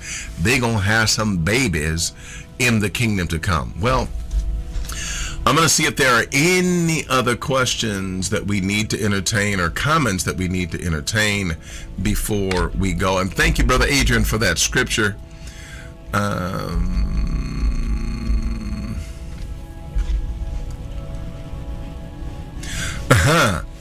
Well, I mean, okay, test tube babies. Okay, my brother Ben Naphtali says, well, maybe they were creating test tube babies. Who knows? I will simply say this. To create a test tube baby goes beyond the prescribed way that the Most High has ordained for us to have babies, for us to have children. When it comes to the way that I believe that the Most High has sanctioned, I think that rather than test tube babies, I think that he's going to allow us to have babies the regular way. And again, I think that it's a wonderful thing that the Most High is going to allow that to continue. All right. And you're welcome. Our sister Sharka says, I understand. Bless you, my dear. I'm glad. Any other questions or comments? Hey, feel free. All right. Well, hey, let's keep it moving, my brothers and sisters. We're going to go to the next segment coming right up.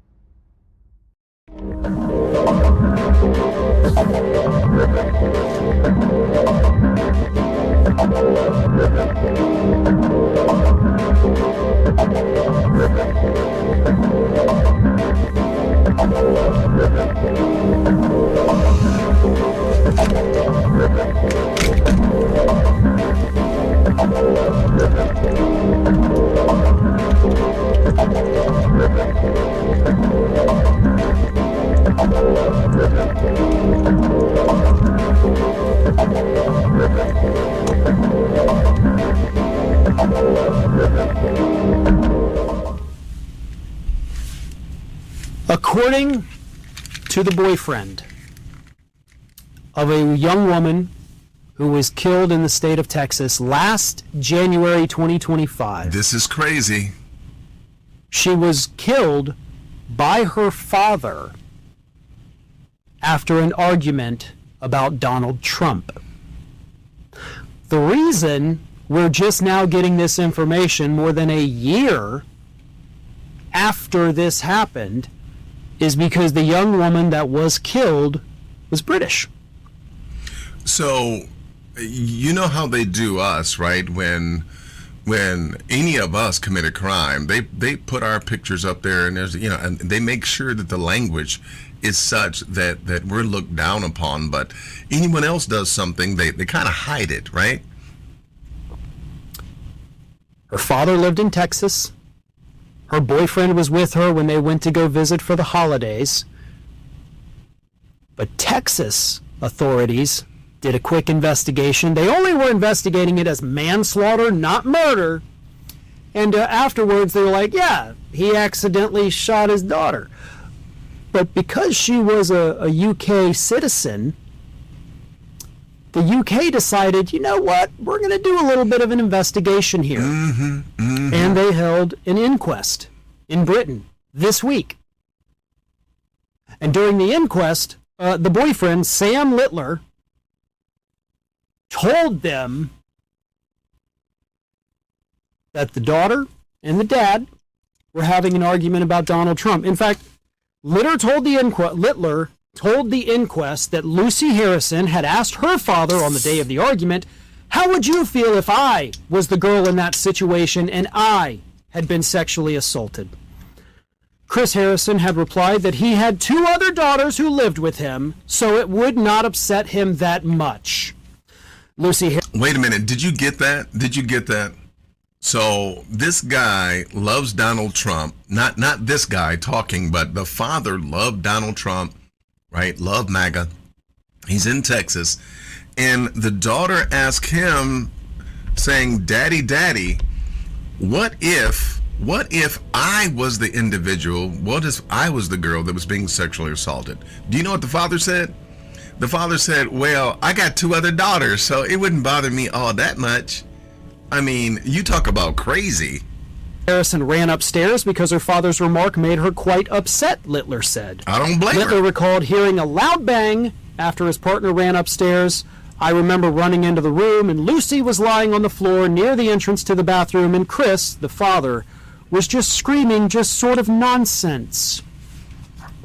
Screaming nonsense. Not, I'm sorry, not, ooh, that was Chris, an accident. The father, told the cops, like, yeah, I was just showing her the gun and it went off and it accidentally killed her. That's what had happened. So the Texas cops said, oh, yeah, happens all the time here in Texas, buddy. Don't you worry about it. You have a good day, man. All right, I'll see you later.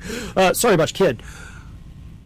And the boyfriend basically had to go to a different country to get somebody to listen to what actually happened. Because he was like, hey, we need justice here. They had an argument about Trump, and moments later, she was shot by the pro-Trump guy, her father. And Texas says, nah, he's good to go. Not even going to charge you with manslaughter, buddy. I don't even know. I don't even know what else to say about this. This is shocking. This is disturbing. And to quote Childish Gambino, this is America. So, yeah. Oh, I'm so glad I just saw this comment, because when I wanted to do this story, this was something that popped into my head, and I meant to say it. But this comment from Redog129 says that literally was Trump derangement syndrome. Yes, it is. Trump derangement syndrome is, in fact, very real. Not suffered, of course, by anybody on the left. Trump himself suffers from it. All the MAGA supporters out there suffer from it. The people willing to murder someone because they had the audacity to criticize Donald Trump, that's Trump derangement syndrome. My brothers and sisters, this, needless to say, is nothing less than craziness. I mean, what kind of a, I'm just, what has happened who performed this massive, I don't know, brainwashing or witchcraft, sorcery, whatever, enchantment. I mean, who did this to all of these people to where he can do no wrong no matter what he does? It's a-okay. And not only that, but this cultish like behavior where if you say anything against him, it's like, oh, I'm sorry. This, my brothers and sisters, I don't know what to say about it other than this is just crazy.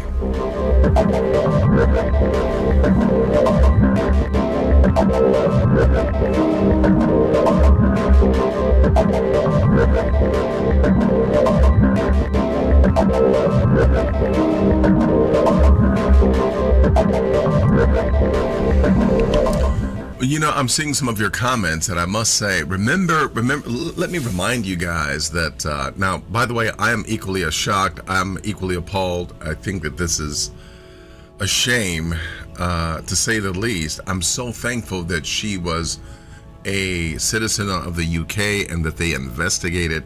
How much more is not being investigated here, right? Because of the same reasons. But taking a look at everything, my brothers and sisters, please keep in mind what I've always stated, that nationalism is not about genetics. It's not about DNA. It's about ideology. I use for an example how the United States and Britain, they're the same genetically when it comes to the people, but the ideology is different. Americans are different than the Brits, and of course, this is something that we know all too well. But notice, basically, there are two different nations. So, that being stated, it really goes beyond. It really goes beyond genetics. But what I find to be true, when you find people of the same ideology, the genetics can become, not always will, but can become a secondary issue that often gets trodden underfoot.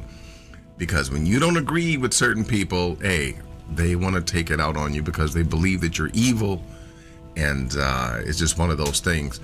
Mr. Reese 1000 says he says it is rough being a pilgrim. Like, pilgrim folks look at you like you're crazy until someone else says it. It's ridiculous what's going on, but hey, this is why the Most High is going to take the ideologies, and all of us are going to begin to understand that there's a shift, there's a change, and it's not going to be about white people are better than black people. It's not going to be about racism. It's not going to be about, all of those things.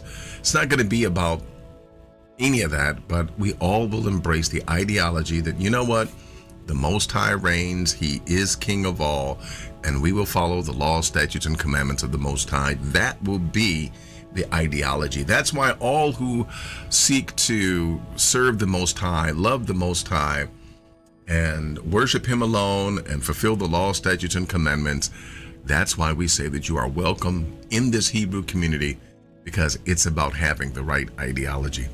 That being the case, we're going to go into our next segment, brothers and sisters. Be right back.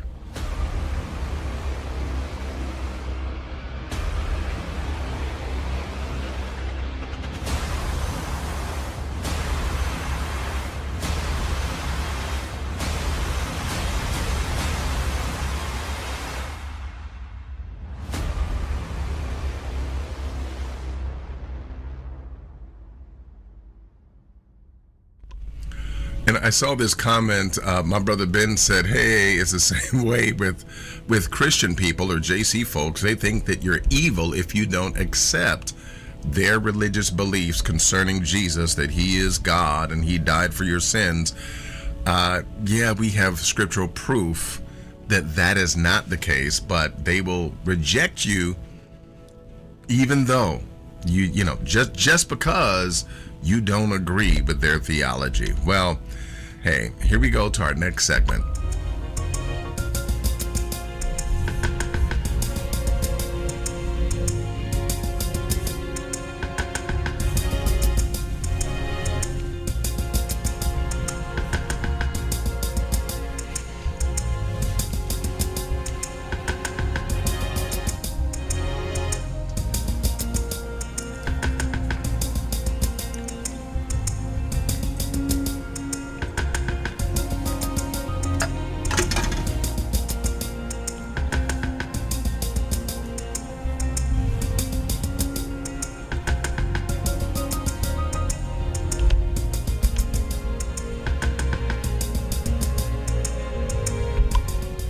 Everybody tells you this when you start working, but your paycheck was never designed to make you wealthy.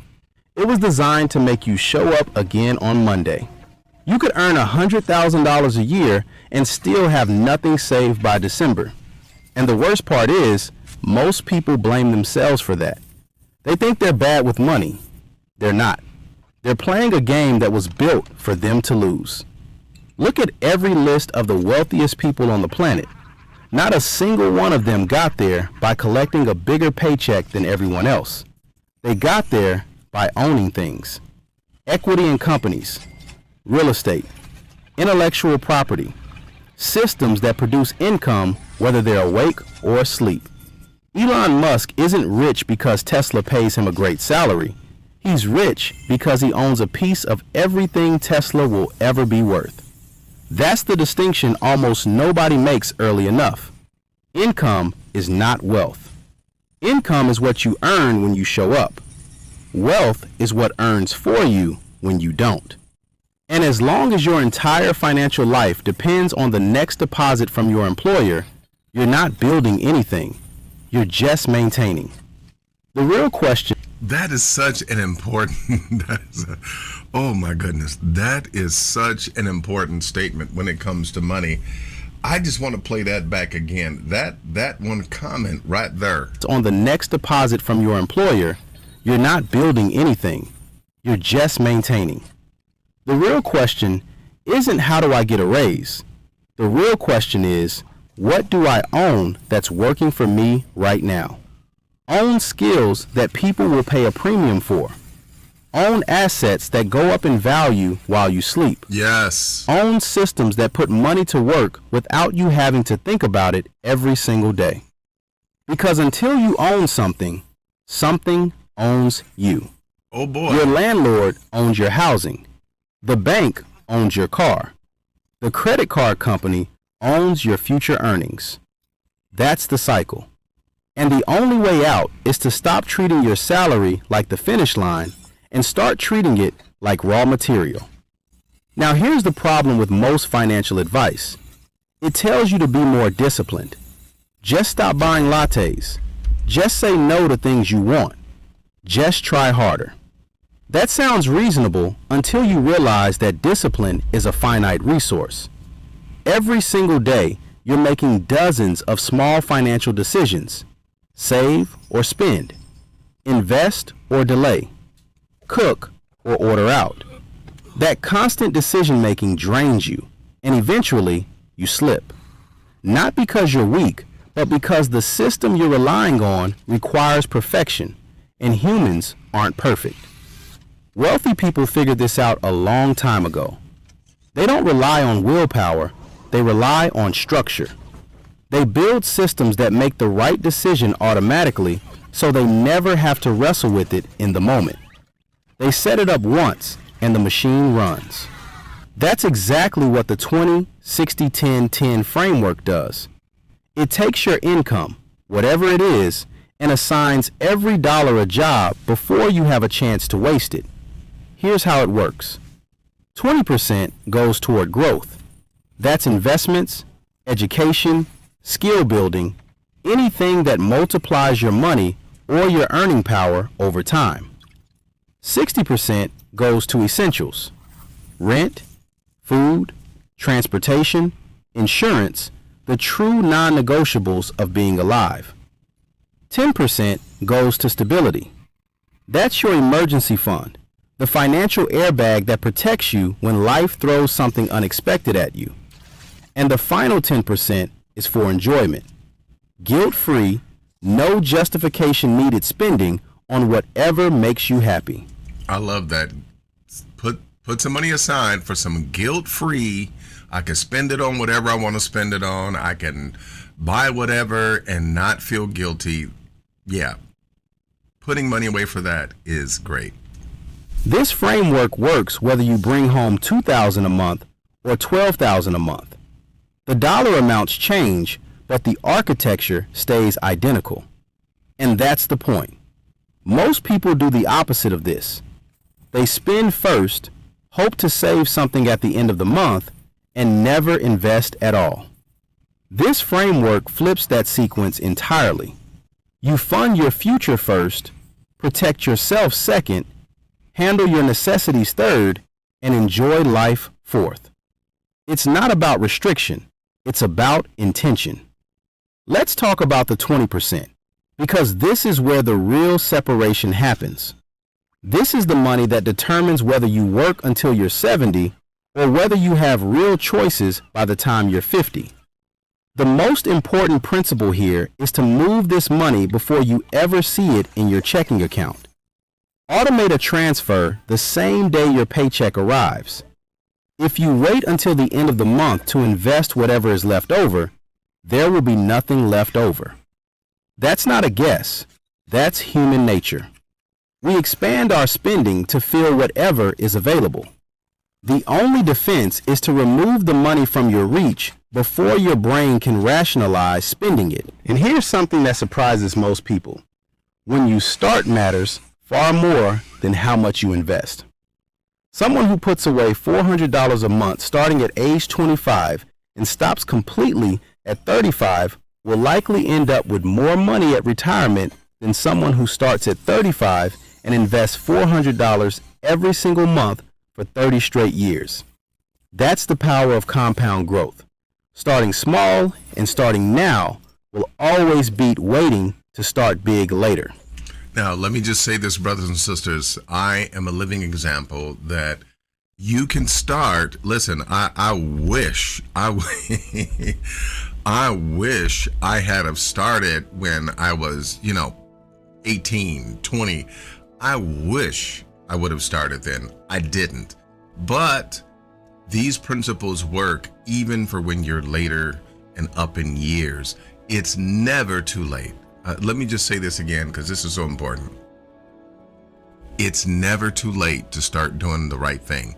It's never too late to start investing and saving for your future. It's never too late. So don't think, oh, well, I'm past 25 or I'm past 30. It's too late for me to do that. No, it's not too late. There's still many good things that you could get into that will help you to still land on your feet in times to come. So where does this 20% actually go? Think of it as a ladder of risk. You start at the bottom where it's safe, and you climb as your confidence and your financial base grow. At the bottom, you have high yield savings accounts and government bonds. These aren't exciting, but they protect your money while earning more than a standard savings account. Low risk, low return, high liquidity. This is where you learn the habit of putting money to work. Next rung up, broad market index funds and ETFs. This is where the majority of your growth money should live. You're not picking individual winners. You're buying a tiny slice of the entire economy. Historically, the broad U.S. stock market has returned roughly 10% per year on average over long periods. Well, listen, I'm going to cut this short, but think about it this way. You can actually, you can put an app on your phone, whether it be Robinhood or Acorn, whatever it is, you can put an app on your phone, and every week you could put $5 in or $10, whatever, $2 into something like an ETF, which is an electronically traded fund, and this would be, again, an investment. You're buying into not just a company. This is why I like ETFs. Now write it down, ETF, which stands for electronically traded funds. This is where they actually group together a number of different companies so that as they're all doing good, you get some ka-ching off of that. You get paid for that.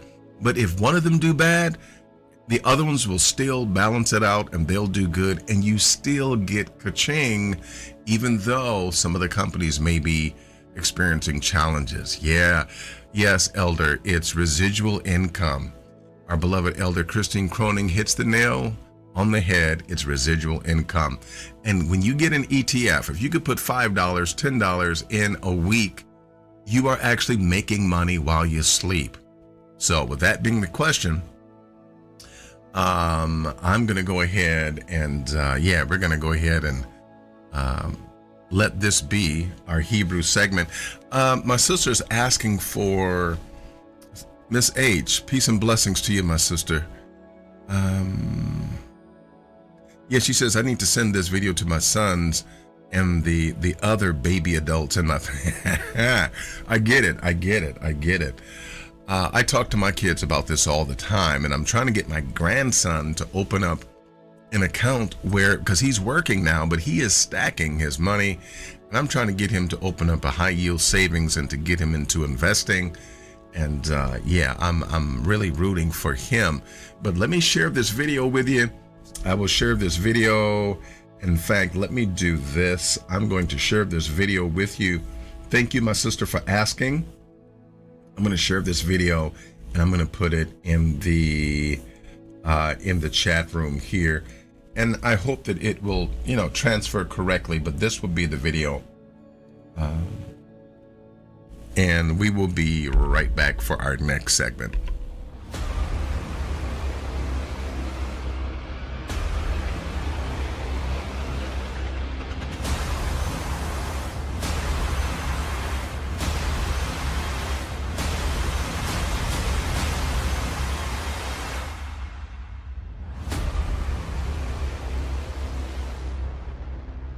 Hi, I'm Melchi Uriel, and I want to come to your church or to sit down with you, Pastor, and have a build where we discuss, open up scriptures, and discuss the realities behind the Hebrew way of life and following the laws. Please call the number below, and if unanswered, please leave a message. Thank you. Shalom.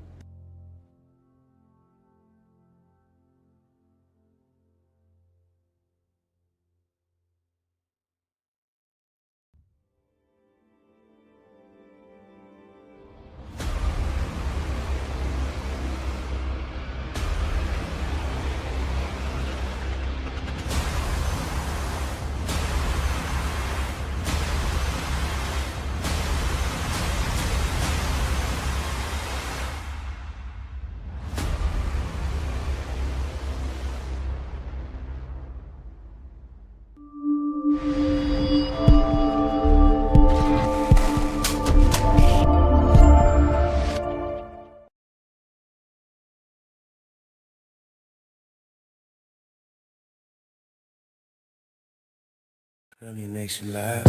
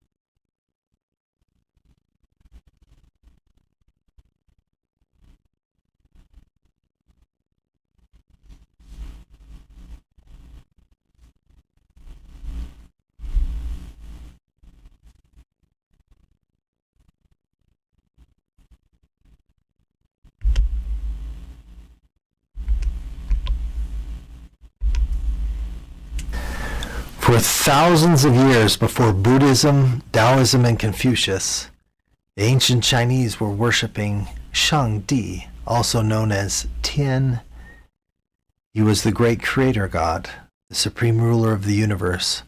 All things were subject to him. He is mentioned frequently in China's most ancient texts.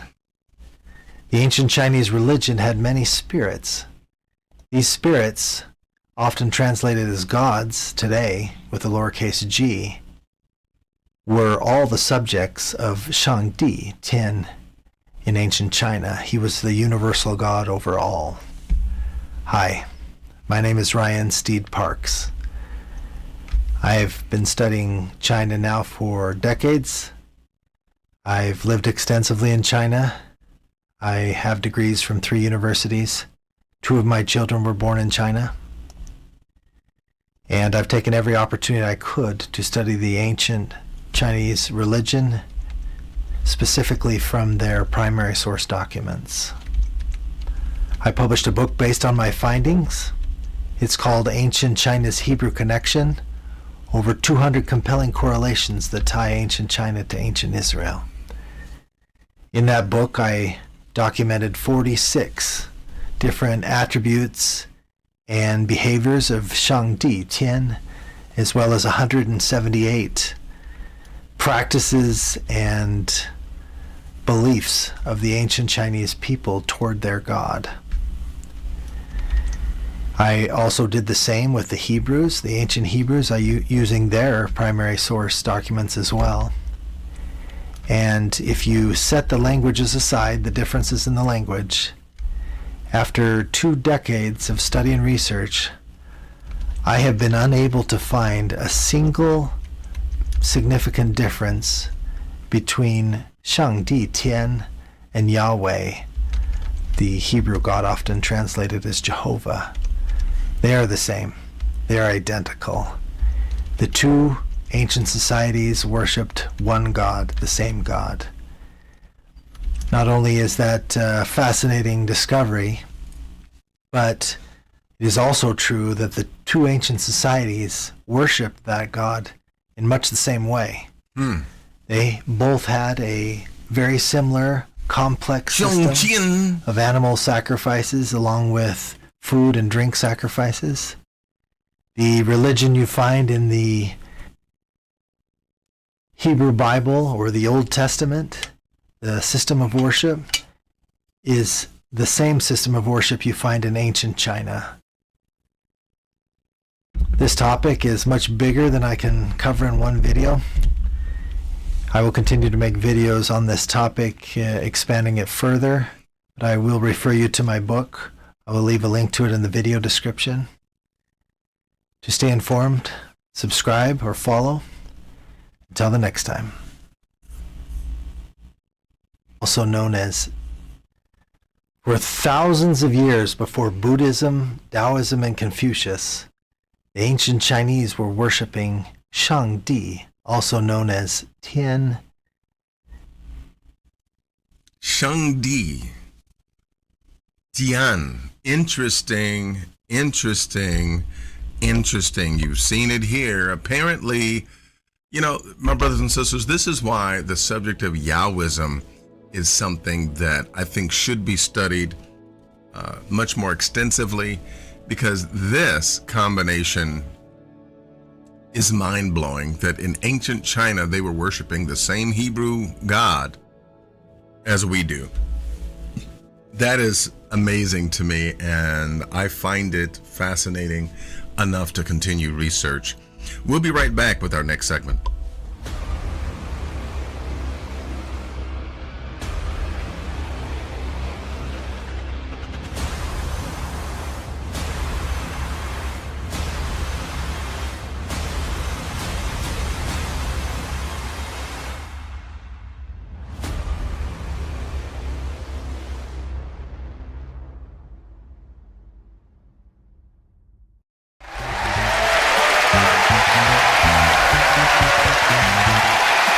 Most of us were taught that on the seventh day.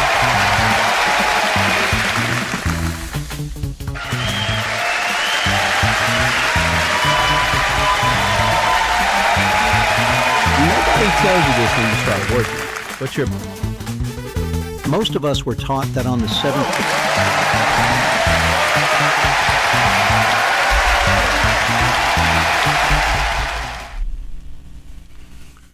How Hebrew are you? Do I know about food in the Tanakh? Do I know about food in the Tanakh?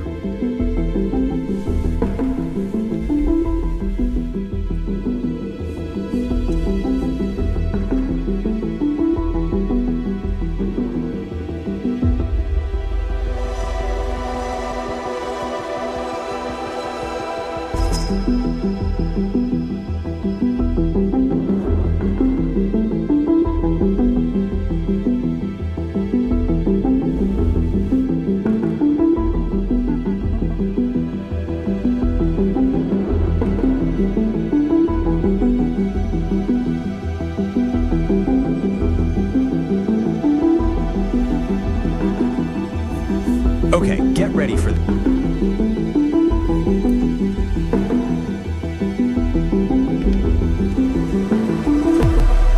All right, here's question number 1.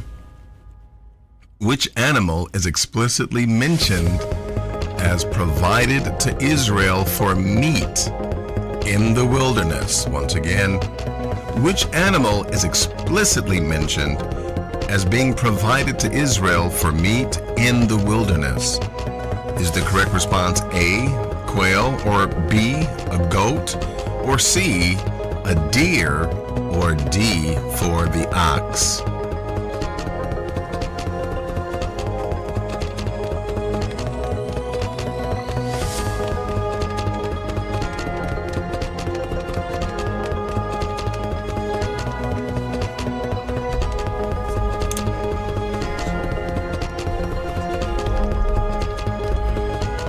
Mr. Weeze is the first to weigh in with an A. Michael Charles Marsh also weighs in with an A. Miss H weighs in with an A. Ben Naphtali weighs in with an A. And yes, Raymond Radcliffe Jr. weighs in with an A.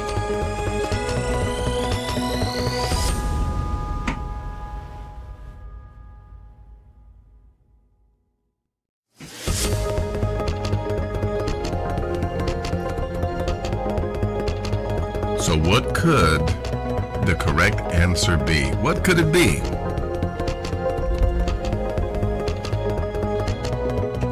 Going once, going twice.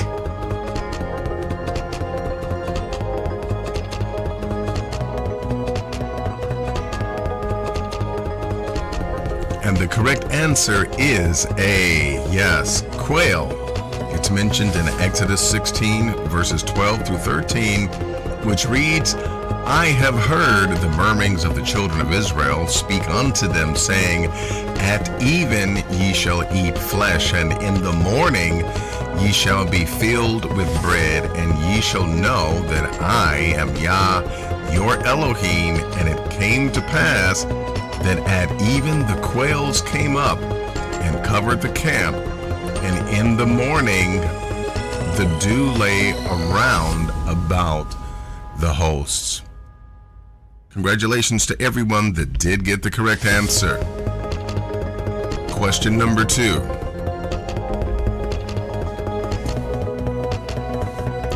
Which land described, or I should say, which land description includes a list of staple foods, naming wheat, barley, vines, figs, pomegranates, olive oil, and honey?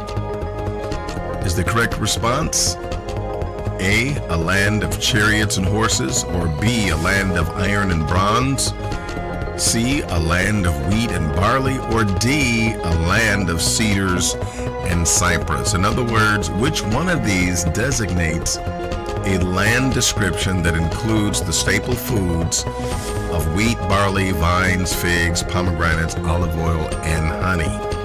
Is the correct response A, B, C, or D? Michael Charles Marsh is the first to weigh in with the C. Mr. Weeze also weighs in with the C. Ben Naphtali weighs in with the C.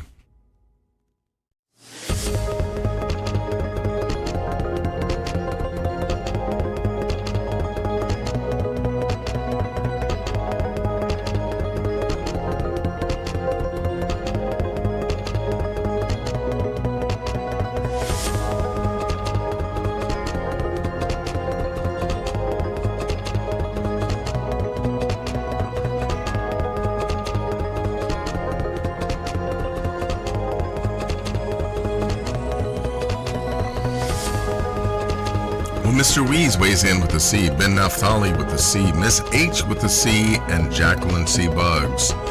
Jacqueline Buggs also weighs in with the C, along with our elder Christine Croning, and Wayman Ratcliffe weighs in with the D.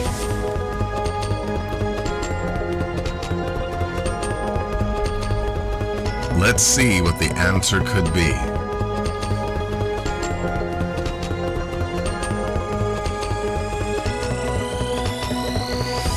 And the answer is C, a land of wheat and barley, according to Deuteronomy chapter 8, verses 7 through 9, which reads, For Yah, thy Elohim, brings thee into a good land, a land of brooks of water, of fountains and depths of springs, out of the valleys and hills, a land of wheat, barley, and vines, and fig trees, and pomegranates, a land of oil olive, and honey, a land wherein thou shalt eat bread without scarceness.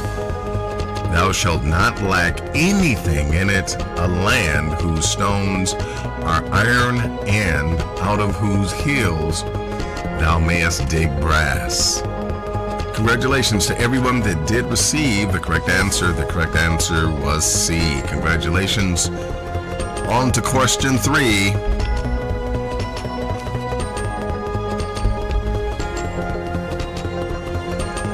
Question number 3.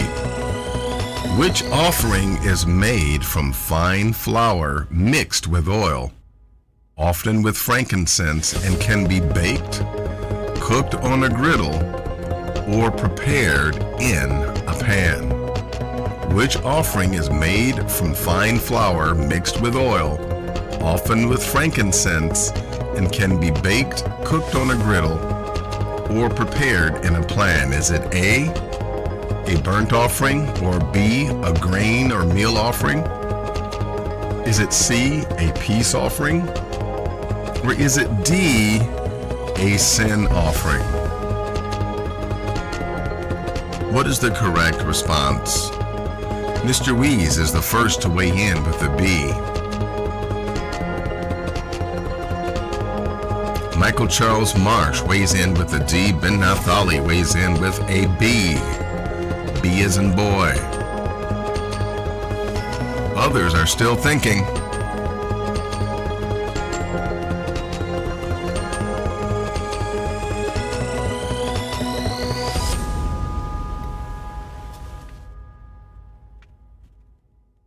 Michael Charles Marsh weighs in with the B. Ben Naftali with the B. Raymond Ratcliffe with the B. Our elder Christine Croning weighs in with a B.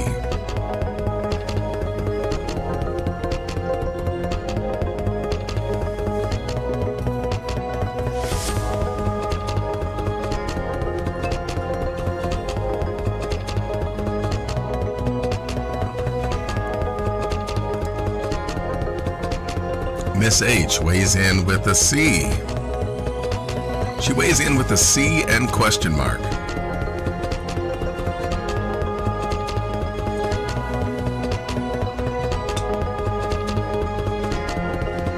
Going once, going twice.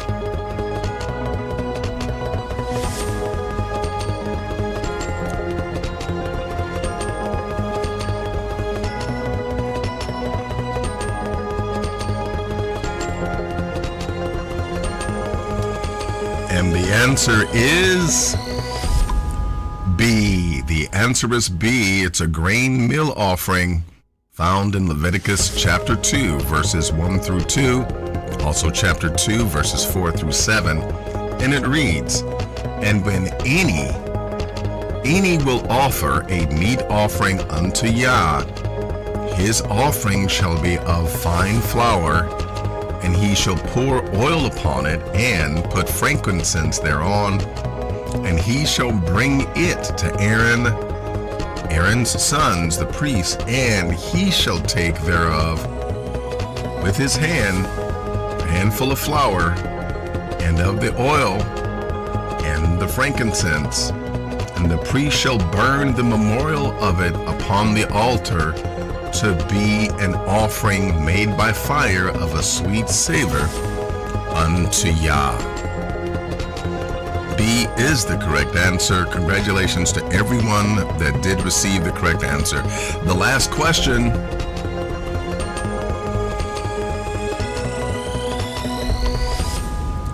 Last question, question number 4.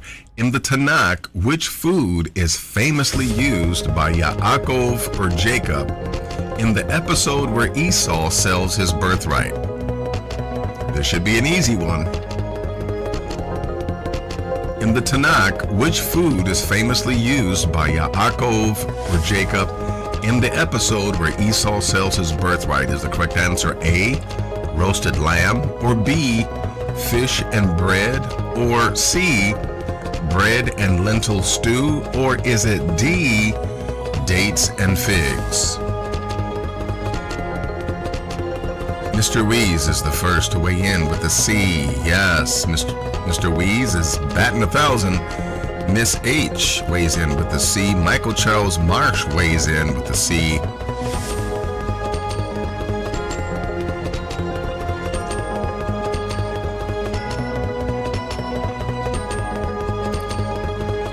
Jacqueline E. Bugs weighs in with a C.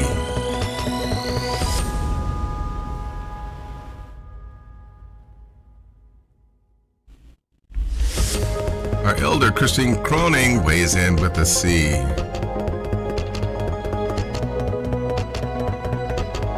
Sister Sharka weighs in with a C as well.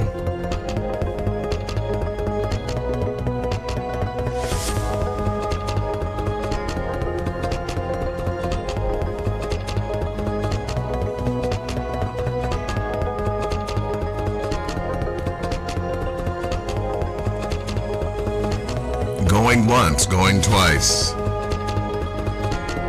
Does anyone else want to weigh in?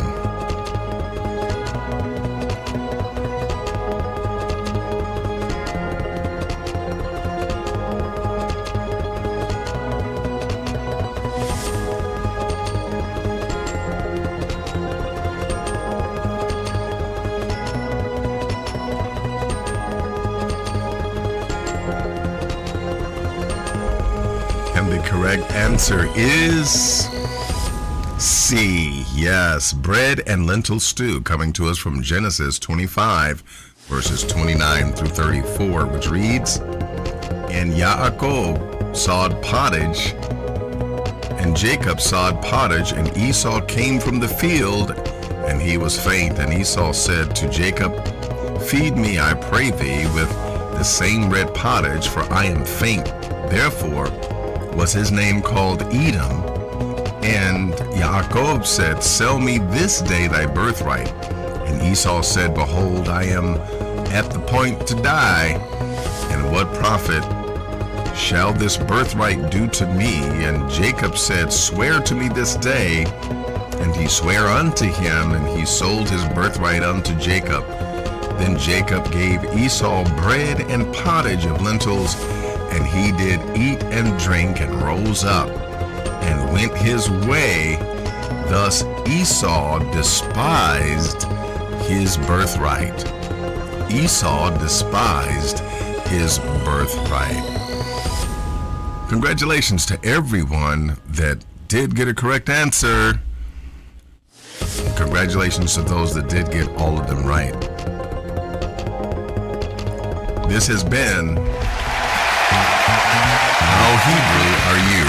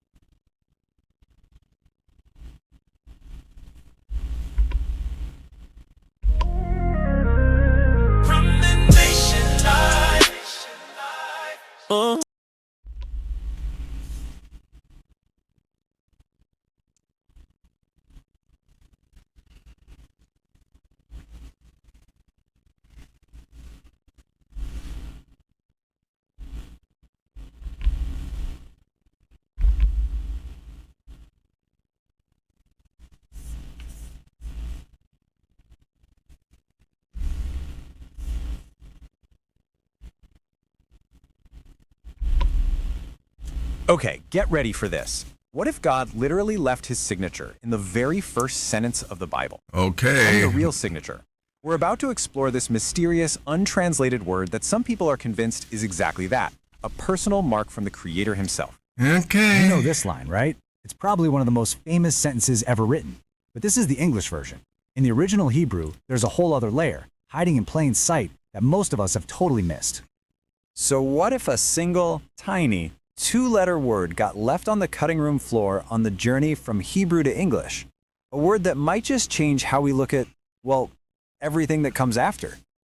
Here it is, Genesis 1:1 in the original Hebrew. See that small highlighted word right in the middle? It's pronounced et. It's made of two letters, aleph and tav. And here's the crazy part. It has no direct translation in English. You can actually take it out, and the sentence pretty much means the same thing. So why is it even there? Well, linguistically, it's called a direct object pointer. Sounds technical, I know, but stick with me. Ancient Hebrew didn't have punctuation like we do, no commas, no periods, so this little word was super important. It connects the verb, created, directly to the object, the heavens. Think of it like a comma in English. You know, the classic example, right? Let's eat, Grandma, is an invitation to dinner. Let's eat, Grandma, well, that's a horror movie. That one little piece of punctuation changes everything. And that's kind of what the Aleph Tav does. It directs the whole meaning. Okay, so it's a piece of grammar. Got it. But what if there's more to the story? What if the letters themselves, aleph and tav, the first and Get the ready last for letters it. of the Hebrew alphabet, Get your are toilet sending paper their ready. own symbolic message? To figure this out, we need to put on our linguistic detective hats and go way back to the very origins of these ancient letters. So let's start with aleph. Its journey actually started as an Egyptian hieroglyph of an ox head. Over time, it got simpler and more stylized. And here's a cool part. If you look at that Paleo-Hebrew version and just kind of turn it on its side, you can totally see the Greek letter alpha and our modern letter A. It's been with us this whole time. So that original picture, the ox, was a powerful symbol of strength, of leadership. And so the letter Aleph, the very first letter, came to represent strength, the leader, the number one. In Jewish mysticism, it even represents the absolute oneness of God. All right, now let's look at tav, the last letter.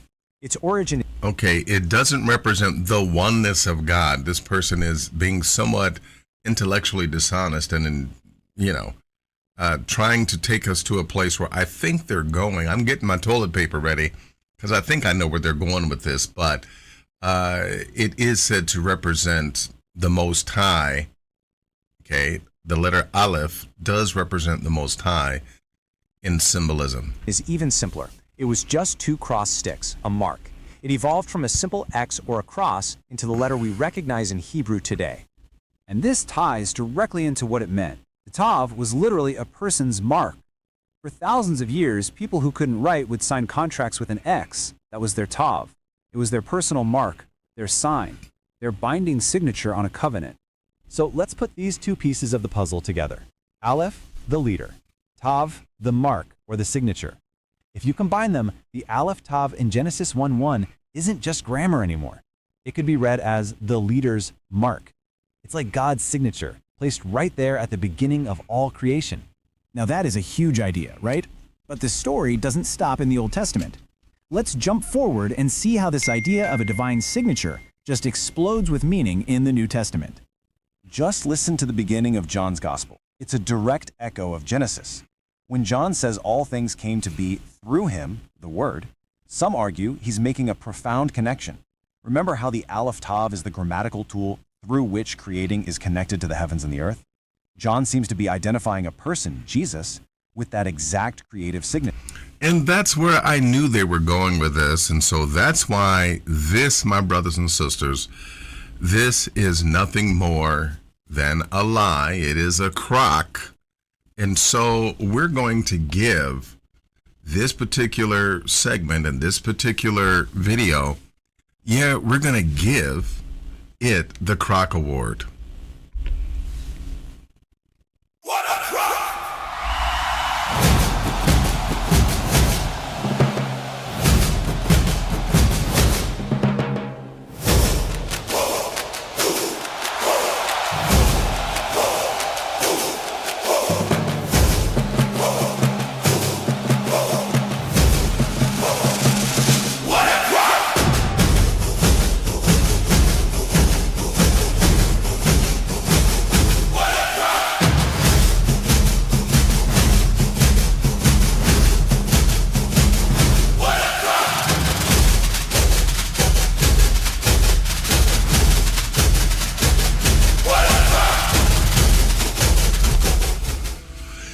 So there's no, it's amazing how Christians will treat the actual scriptures of the Most High, which, by the way, whenever you look at the Christian New Testament and you see where it mentions the scriptures, it's referring to the Tanakh. It's referring to what we call what they call the Old Testament, but what we call the Hebrew Bible. Yes, they are referring to that. And you'll note that it is the Tanakh that is the word of the Most High. It is the Tanakh that is the scriptures, and not the Christian New Testament. Let me just do this because we do have some new people with us. Let me just share this with you. Okay. And I'm going to make this quick, but for those of you that have never seen this, I'm going to give you this as just a basic, real quick 2-minute foundation. Okay. And we're going to take you to, even in the Christian New Testament, we're going to take you to Luke 24 verses 44 and 45, where Yeshua ben Yosef, called Jesus by the Greeks and the pagans, where he himself does not endorse the New Testament. He never read the New Testament, but notice what he says the scriptures are. And he said unto them, these are the words which I spake unto you while I was yet with you, that all these things must be fulfilled. What must be fulfilled? That is written in Matthew, Mark, Luke, John, Acts, 1st and 2nd Corinthians. Oh, no, it doesn't say that, does it? What must be fulfilled is that which is written in the law of Moshe and in the prophets and in the Psalms, or the Ketuvim. And notice what it reads in verse number 45. Then opened he their understanding, that they might understand what? The scriptures. Even what Yeshua ben Yosef called the scriptures was what we call the Tanakh. The law of Moses is the Torah and the T sound in Tanakh. The prophets, which are the Nevi'im, is the N sound in Tanakh. And the writings of Psalms, called the Ketuvim, are the K or Q sound in Tanakh. So Yeshua ben Yosef, called Jesus by the Greeks and the pagans, he understood the scriptures to be the Tanakh and not the Christian New Testament. With that being stated, Jesus was not a Christian. God is not a Christian. And it's as simple as that. So those following Christ are not following Christ. They're following Paul. But that's a whole nother story. Let's get ready for our last segment of the day, which is Moshe Up in Your Kitchen.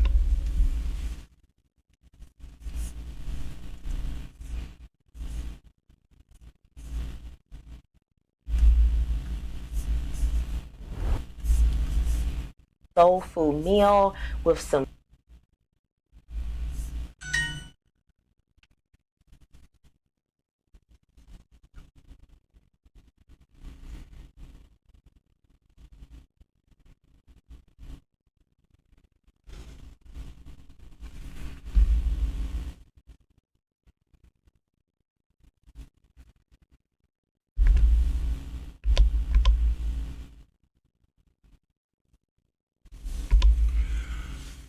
Okay, because they did us wrong last time and they had pork up in the dish, I had to run this back because you know what? It just bothered me that they had pig all up in our last meal and we don't do pork, right? So here we go. Here is some good soul food for you. Hey y'all, today we're going to make a delicious soul food meal with some candied yams, mac and cheese, buttermilk fried chicken, cornbread, and green beans. Y'all, if you are making this meal for your family, they need to be doing something special for you, okay? Because this is going to take a little bit of time, but it's so going to be worth it. As you can see, I am cleaning my chicken. I'm using chicken wings here. And lime. I rinsed I saw them with that. some water, a little bit of vinegar, and I'm just scrubbing them with some lime.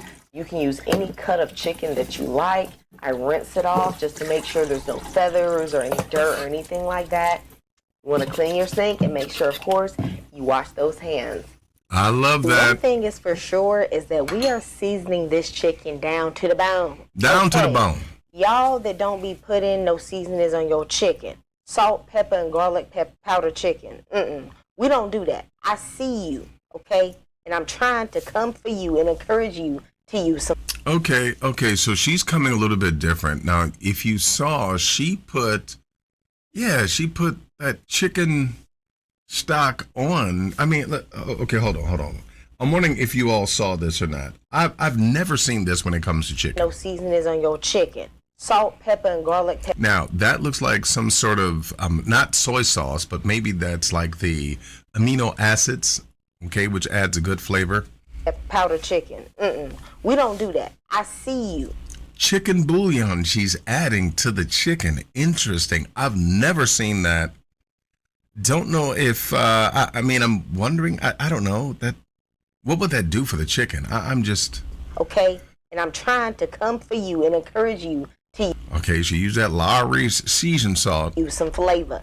As you see, I've already gone in with some Maggi seasoning, a little bit of bouillon, and I'm using some Lawry's. Y'all know we love some Lawry's on that chicken.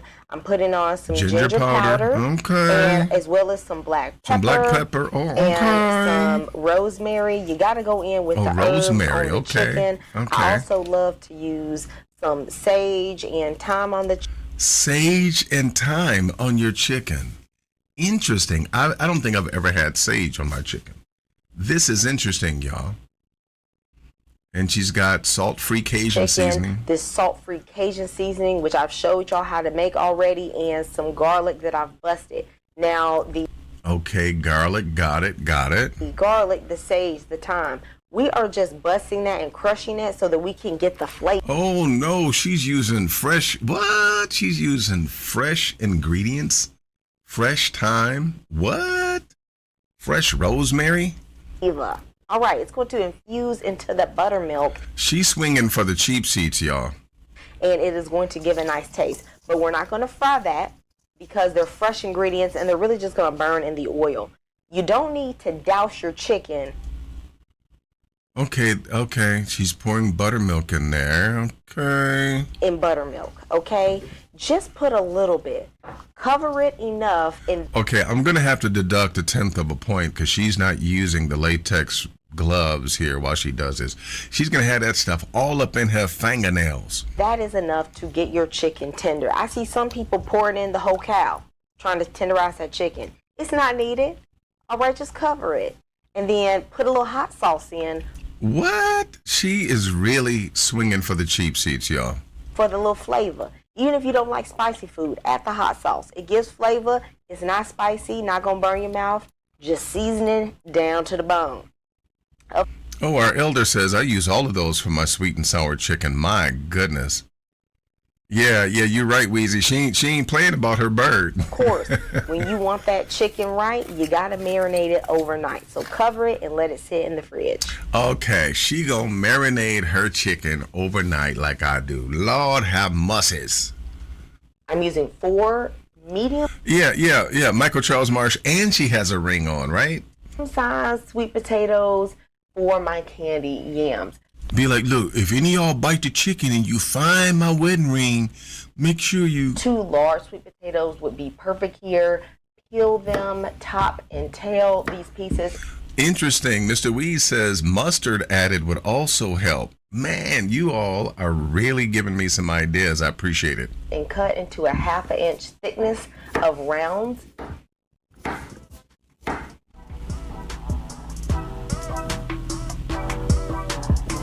In a hot pan, I'm adding 3 tablespoons of salted butter and a 1/2 cup of brown sugar.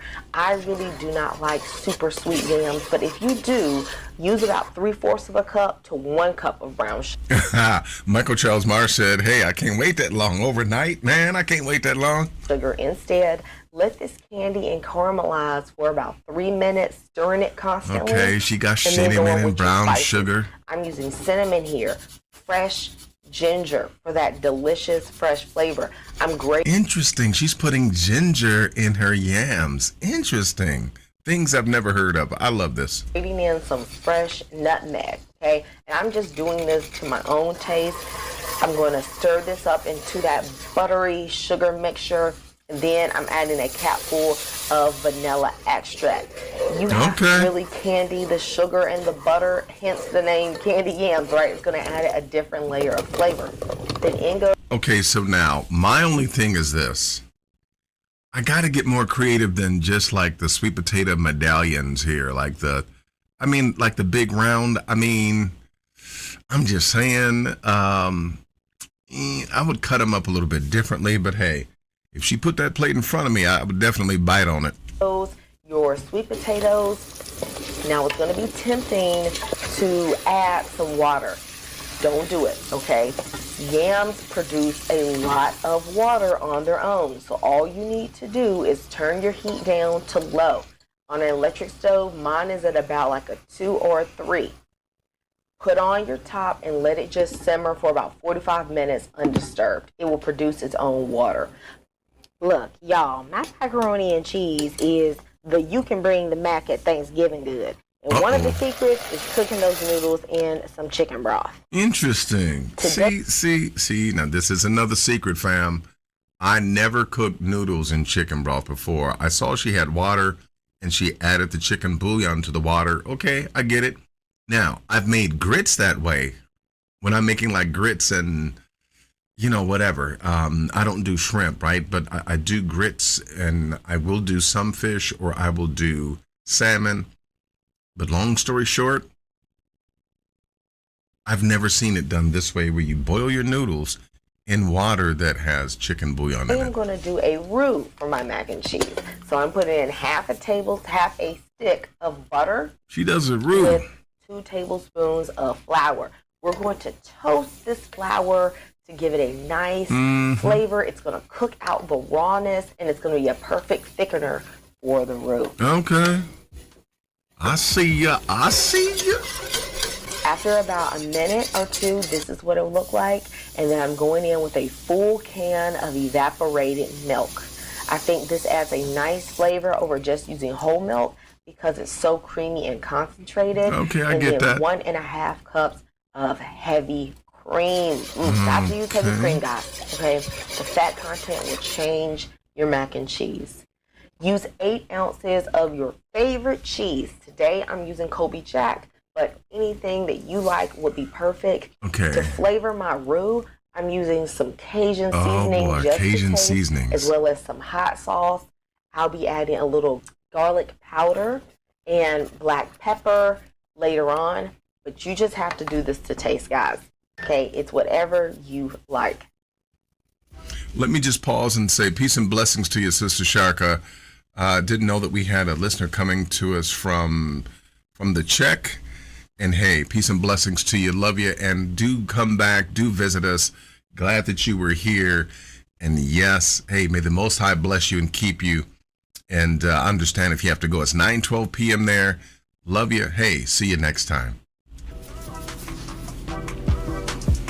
Okay, she added some garlic, some black pepper. I thought my roux was a little bit thick. So I went in with half a cup of water, but chicken broth would be the perfect thing to use here. And I'm adding 8 ounces of sharp cheddar cheese to enhance that cheesy flavor.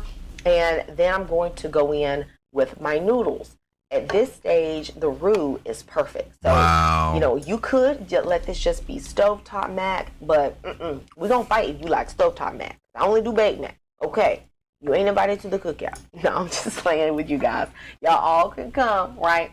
But I just really like baked mac. Okay. So into my pan, I am going to add all my noodles and all of this delicious cheesiness. In the comments, guys, I am officially getting hungry. Me doing these full meal episodes, or if you just want me to stick to doing one dish at a time, I would really enjoy you all's feedback. Or if you have anything that you want me to make, just let me know in the comments. Of course, I'm going to go in with my sharp cheddar cheese on the top. I have preheated my oven to 350 degrees, and I'm now for me, that's a lot of sharp cheddar cheese. I can't do a lot of sharp cheddar cheese. I mean, like a little bit mixed in with regular. I got you, but yeah, that's a lot for me. I'm going to bake this mac and cheese for about 25 minutes.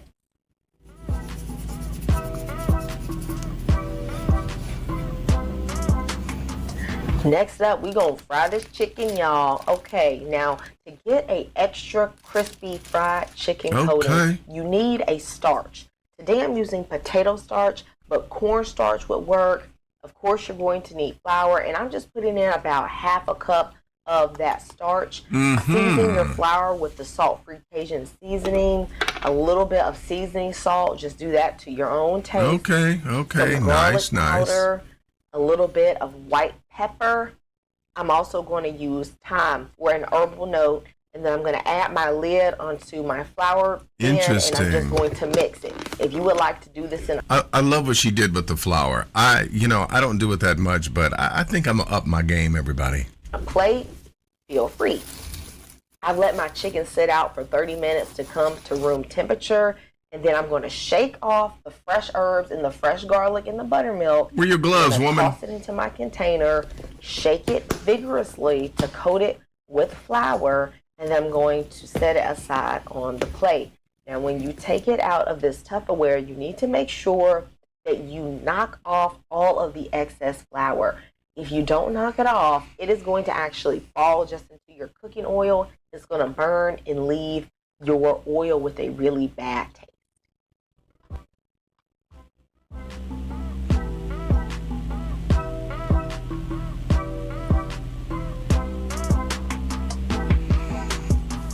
Looking good, looking good, looking good, looking good. I'm going to do the rest of my chicken this same way, adding it to my flour, shaking the coat, and then putting it on my plate to rest. All right, let's see it. Let's see it.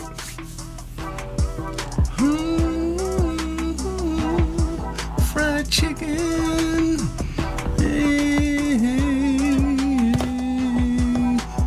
I allow my chicken to sit for about 10 to 15 minutes so that the coating will become moist. You need to do this so that it will stick to the batter. If you would like a extra crunchy coated chicken, after it sits, dip it back into your buttermilk and then toss it back into the flour again. I've done that before. I do all of them this way, but I just wanted to show you 3 of them as an example if you really like that double coated crunchy chicken. And of course, just let it sit. Fill up whatever you're going to fry in with canola oil or vegetable. Well, that's true. Michael Charles Myers says, to be fair, grandmama and big mama, grandmama never use gloves. And you're right. We kind of be fancy here, right? Vegetable oil, and allow it to come up to about 350 degrees. I test mine with a chopstick, and then I'm putting all the little chicken wings in the pool, y'all, okay?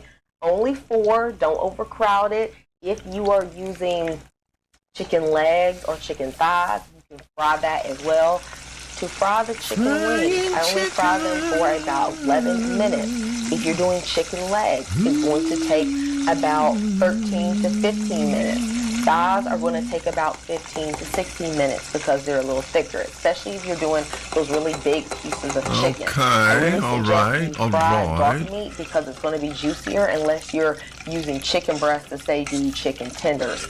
Okay, I'm adding back 1/10 of a point because she's straining the grease. Yeah. Between batches, clean out your oil, and then I'm setting mine aside on a rack. Y'all see that newspaper, okay? See, I would bite each and every one of those chicken wings right there. I really would. An old school one, okay? No paper towels today. Okay, now my green beans are going to be semi-homemade. Just using a little bit of butter, a little bit of garlic, a little bit of onion, that Cajun seasoning, okay, bouillon. I drained out the can, and I'm going to just cook and warm up these green beans in she's doing that for the green beans. Flavor. I really didn't want to do fresh green beans after I had went through all of this. See, I was gonna say, green beans. If you have them fresh, I've got some fresh green beans already picked. I got my taters laying to the side, and listen. When Shabbat is over, when tomorrow comes, I have every intention of cooking those fresh string beans. There's nothing like string beans fresh. She's using them out of the can. I get it. I understand. But she's adding things with it that I think is going to make those taste absolutely wonderful. All of what I was doing today, and you know what? It doesn't matter. Your family's going to love it. Add a little butter to your candy yams right there at the end just to give it that delicious flavor. And guys, do you see this crunchy chicken? So my sister, you are so funny. Jacqueline E. Bugs. You're so funny. She said she should let us see her arm meat to see if she can really. Crunchy, sweet That is so candy funny. yams, delicious green beans. I've showed you guys how. Okay, now the yams look good despite the fact that I don't know. I think I would have cut my pieces up different. But anyway, I'm sure it tastes good. To make that buttermilk cornbread in a different video. Macaroni Yeah. and cheese, gooey, delicious. Okay, right? looking good. Oh, This is see, look. Just that piece of cornbread looks so good to me. I could really bite down on that. I'm telling you, that looks a good. full spread. Now, of course, I'm going to show y'all how this mac and cheese looks. Mac and cheese. It is so good. It is so cheesy. Mac and You see this? cheese. You see this, guys? Wow. These candy yams are perfectly seasoned for me. Not Okay. overly sweet. Those green beans have a great flavor. You'd love them even though they're from the kitchen. Okay, let's see if her hand are her hands pudgy. Yeah, it doesn't matter. It's so delicious. Guys, I hope you enjoy this meal. Share it with someone you love. Know that God loves you and I love you too. Well, hey, I will believe you love me if you send me a plate.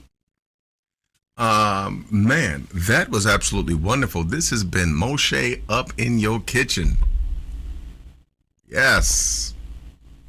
Moshe in Your Kitchen.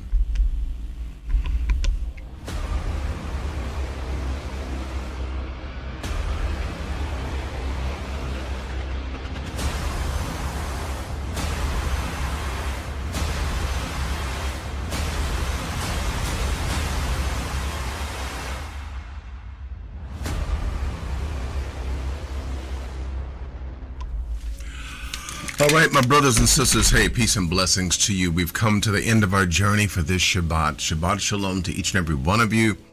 And I pray that the Most High bless you and keep you. At this point, I guess we want to... Yeah, that did look good. Our sister Sharka said, wow, yummy. It did look good, didn't it? I would have taken it. Hey, if she reached through the screen and gave me that plate, I would have taken it. And I believe I would have thoroughly enjoyed every piece. Mr. Wee says, actually, if you use veggie bouillon powder in the greens, it'll have them tasty. Just, okay, I will have to try that. Peace and blessings to our Minister of Safety and Security, our brother, my brother from another mother, Bergen Paris, who put my email in the chat. If you would like, please reach out to me with any questions, comments, or concerns, and we will address them. I pray that the Most High bless you all as we sign off for today. Yah willing, we will see you for the midweek. And with that being the case, I would love to connect with you then, and we will take it to the next level. We're on an interesting journey as we uncover certain truths. On last midweek, we dealt with the transcendence and immanence of the Most High, discussing how the Most High has created everything, but he is not contained in everything. But yet and still, we're deepening the well, understanding how the ancients thought of the Most High and how the Most High anoints people, places, and things. It's really interesting. Well, we've had a wonderful time here today. May the Most High bless you and keep you. And I simply want to say that we will continue this journey. And thank you, our elder, who says another wonderful lesson. Peace and blessings to you. May the Most High bless you and keep you. May he smile upon you. Continue to be the ones who dwell in the secret place of the Most High and to abide under the shadow of the Almighty. May the Most High bless your week. Remember, he has blessings with your name on it, and he has over 1 million different avenues he can use to bring blessings into your life. Please understand that the Most High knows you by name. You are special unto him. And as Israel, you are no longer cursed. Yes, you are no longer cursed, but now he seeks to watch over you with blessings as opposed to you being under punishment and in exile. The Most High is here to bless you. With that in mind, peace and blessings to you, my brothers and sisters. Yah willing, we will see you next time around. I'm your More, Malkia Uriel, and yes, this has been Another wonderful session. Peace and blessings to each and every one of you. And I want to just say here, our sister Sharka, peace and blessings to you, my sister. We're honored to have you. She says, thank you. It was wonderful Shabbat program. Much love and blessings from the Czech Republic. I'm honored to be coming to you there in the Czech Republic. May you be blessed, my beloved sister, and we'll see you next time. As well, peace and blessings to each and every one of you. Yah willing, we will see you next time around. I'm your More, Melchi Uriel. Shalom.